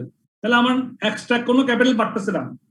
হ্যাঁ, আমি কোনো share issue করবো না, শেয়ার ইস্যু করলে তো আমার নেট অ্যাসেটটা বাড়বে, আরো আমার তো ক্যাপিটাল অ্যামাউন্ট বেড়ে যাবে। সুতরাং ওটা কোনো প্ল্যান নাই, সুতরাং সেখানে আমাদের কোনো ঝামেলা নাই, কোনো লোনও নিব না। সুতরাং ওটা গেল। Company currently has an overdraft facility of $300,000 with its bank। এখন $3,00,000 পর্যন্ত ব্যাংক থেকে সে ওভারড্রাফট আমার একটা ফ্যাসিলিটি তার কাছে আছে। তাহলে আমার হিসাব করলে এই $3,00,000 আমার কোনো এফেক্ট করতেছে না এখন, বাট ফ্যাসিলিটি আছে বলে দিল। এবার আমরা কি করব? মাস্টার বাজেট করতে যাই, আমাকে for the budget period prepare sales budget, production budget in units, material usage and purchase budget। যে আমরা প্রথমে সেলস বাজেট করব, সেলস অ্যামাউন্ট দেওয়া আছে, এখানে দেওয়া আছে 5,000 এবং 1,000। তাহলে 5,000 কে আমি 230 দিয়ে গুণ করলাম, আমার P1 এর সেলস বাজেট হয়ে গেল। 1,000 কে আমি 300 দিয়ে গুণ করলাম, তাহলে আমার P2 এর সেলস বাজেট হয়ে গেল। এখন সেলস বাজেট করলাম, করার পরে আমরা এবার production budget in units, production budget কিভাবে করব? সেলস পেয়ে গেলাম। এবার ইনভেন্টরি দেখেন, আমি এই ফিনিশ প্রোডাক্ট ইনভেন্টরি আছে আমার 100, যেমন আমরা একটা বলি P1 আমার আছে 100, ওপেনিং ইনভেন্টরি ও ক্লোজিং ইনভেন্টরি রাখতে হবে আমার 1,100, আর আমি সেল করতে হবে আমার কত? 5,000। তাহলে বাজারে সেল যদি আমার 5,000 হয়, আর যদি আমার রিকোয়ার্ড ক্লোজিং যদি 1,100 হয়, তাহলে আমার মোট হলে গিয়া প্রোডাকশন করতে হচ্ছে 6,100 বিয়োগ ওপেনিং ইনভেন্টরি আমার 100 আছে, তাহলে 100 বিয়োগ করলে 6,000 ইউনিট আমার প্রোডাকশন করতে হবে। এটা বুঝছেন? জি স্যার। বুঝছেন না? তাহলে বলেন তো P2 তে আমার কত প্রোডাকশন করতে হবে? স্যার এখানে বাজেটেড আছে 1,000, আর হচ্ছে স্যার এন্ডিং আছে 50, আর স্যার ওপেনিং আছে 50। তাহলে স্যার এখানে যোগ বিয়োগ করলে লাস্টে আমার উৎপাদন করতে হবে শুধুমাত্র 1,000 ইউনিট। 1,000 ইউনিট তাহলে উৎপাদন করতে হবে। পেয়ে গেলাম না? এবার তাহলে উৎপাদনটা পেয়ে গেলাম।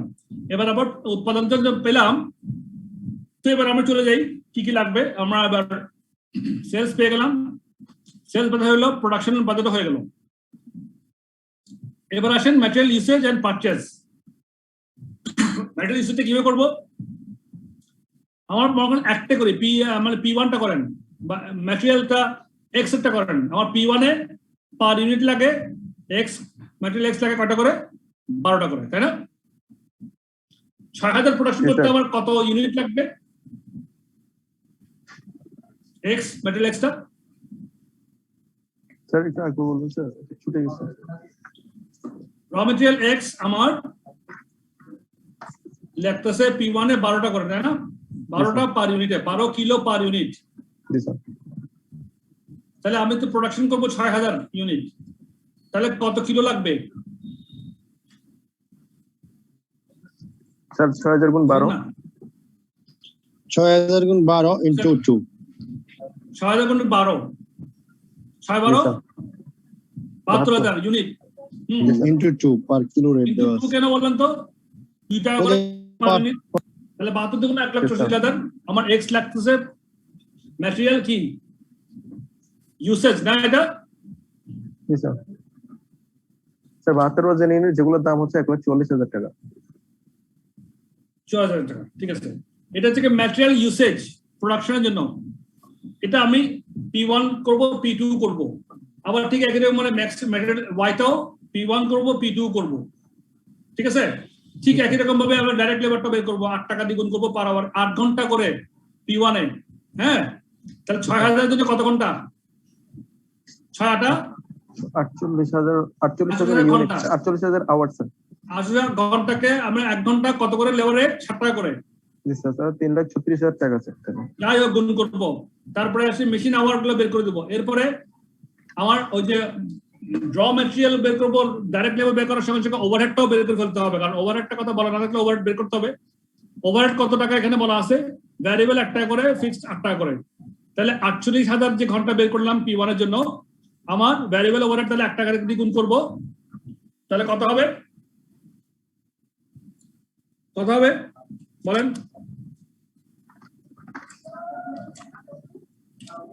স্যার এখন machine hour sir, variable overhead, production overhead 1 টাকা করে ভ্যারিয়েবল, আর ডাইরেক্ট লেবার বলা আছে 1 টাকা করে। তাহলে আমার 48,000 ঘন্টা লাগতেছে না? জি sir. Direct labour hour yes sir. 8 ঘন্টা করে 6000 ইউনিটে 48,000 ঘন্টা বের করছি না আমরা একটু আগে? জি স্যার। জি স্যার। তো লেবার আবার ভ্যারিয়েবল ওভারহেড রেট দিয়ে 1 টাকা দিয়ে গুণ করেন, তাহলে 48,000 আসবে। 48,000 ফিক্সড ওভারহেড কত হবে তাহলে? 8 টাকা দিয়ে গুণ করেন, 8 টাকা লেখা আছে, 8 টাকা পার ডাইরেক্ট লেবার ফিক্সড ওভারহেড, 1 টাকা ডাইরেক্ট ভ্যারিয়েবল। হ্যাঁ 3,84,000 ঘন্টা। 3,84,000 কি না টাকা নাকি? টাকা স্যার। তো এইভাবে করে আপনার তাহলে ভ্যারিয়েবলটা বের করে ফেললাম। ঠিক P1টা যেভাবে করলাম P2 টা সেভাবে করবেন। তাহলে আমরা প্রোডাকশন কস্টের সব ডাটাগুলো পেয়ে গেলাম, material cost, labour cost, production overhead cost. তাহলে কস্ট অফ প্রোডাকশন আমরা বের করে ফেলবো। বের করার পরে আমরা লাইফ ইজি। এখন তো আমাদের এখন শুধু ক্লোজিং ইনভেন্টরি। হ্যাঁ, তো মেশিন আমাদের আরো রিকোয়ারমেন্ট আছে এখানে, যেটা বলছে যে মেশিন আওয়ার ইউটিলাইজেশন। মেশিন আওয়ারের কথা বলা আছে, ইউটিলাইজেশন এখানে এক্স এর মধ্যে আমার মেশিন আওয়ার্স পার ইউনিট ওয়াইটলিং 3-5 ঘন্টা, তাহলে আমার 6000 এর জন্য 5-6 30,000 ঘন্টা, তাই না? আর মেশিন আওয়ার ফেটলিং 3 ঘন্টা করে লাগে P1 এ, 6000 এর জন্য 318,000 ঘন্টা। এই তো হিসাবটা। তাহলে P1 এ এত, P2 তে এত, মোট কত? তাহলে আমার মেশিন আওয়ারটা বের করে ফেললাম, মেশিন ইউটিলাইজেশন আওয়ারটা বের করে ফেললাম। এইভাবে করে করে আমার সমস্ত কস্ট ডাটা করে বের করে ফেলার পরে আমি সব কস্ট গুলো যোগ করে আপনার ওই যে পার ইউনিট কত করে কস্ট পড়তেছে প্রোডাকশন কস্ট সেটা বের করতে পারবো। যেমন টোটাল কস্ট, টোটাল প্রোডাকশন কস্টকে আমি যদি 6000 দিয়ে ভাগ করি তাহলে আমার per unit production cost P1 এ বের হবে, আবার P2 তে 1000 দিয়ে ভাগ করলে পার ইউনিট প্রোডাকশন কস্ট বের হবে। ঠিক আছে? এইভাবে করে যদি হয়ে যায় তখন আমরা ইনকাম স্টেটমেন্ট চলে যাবো। ইনকাম স্টেটমেন্টটা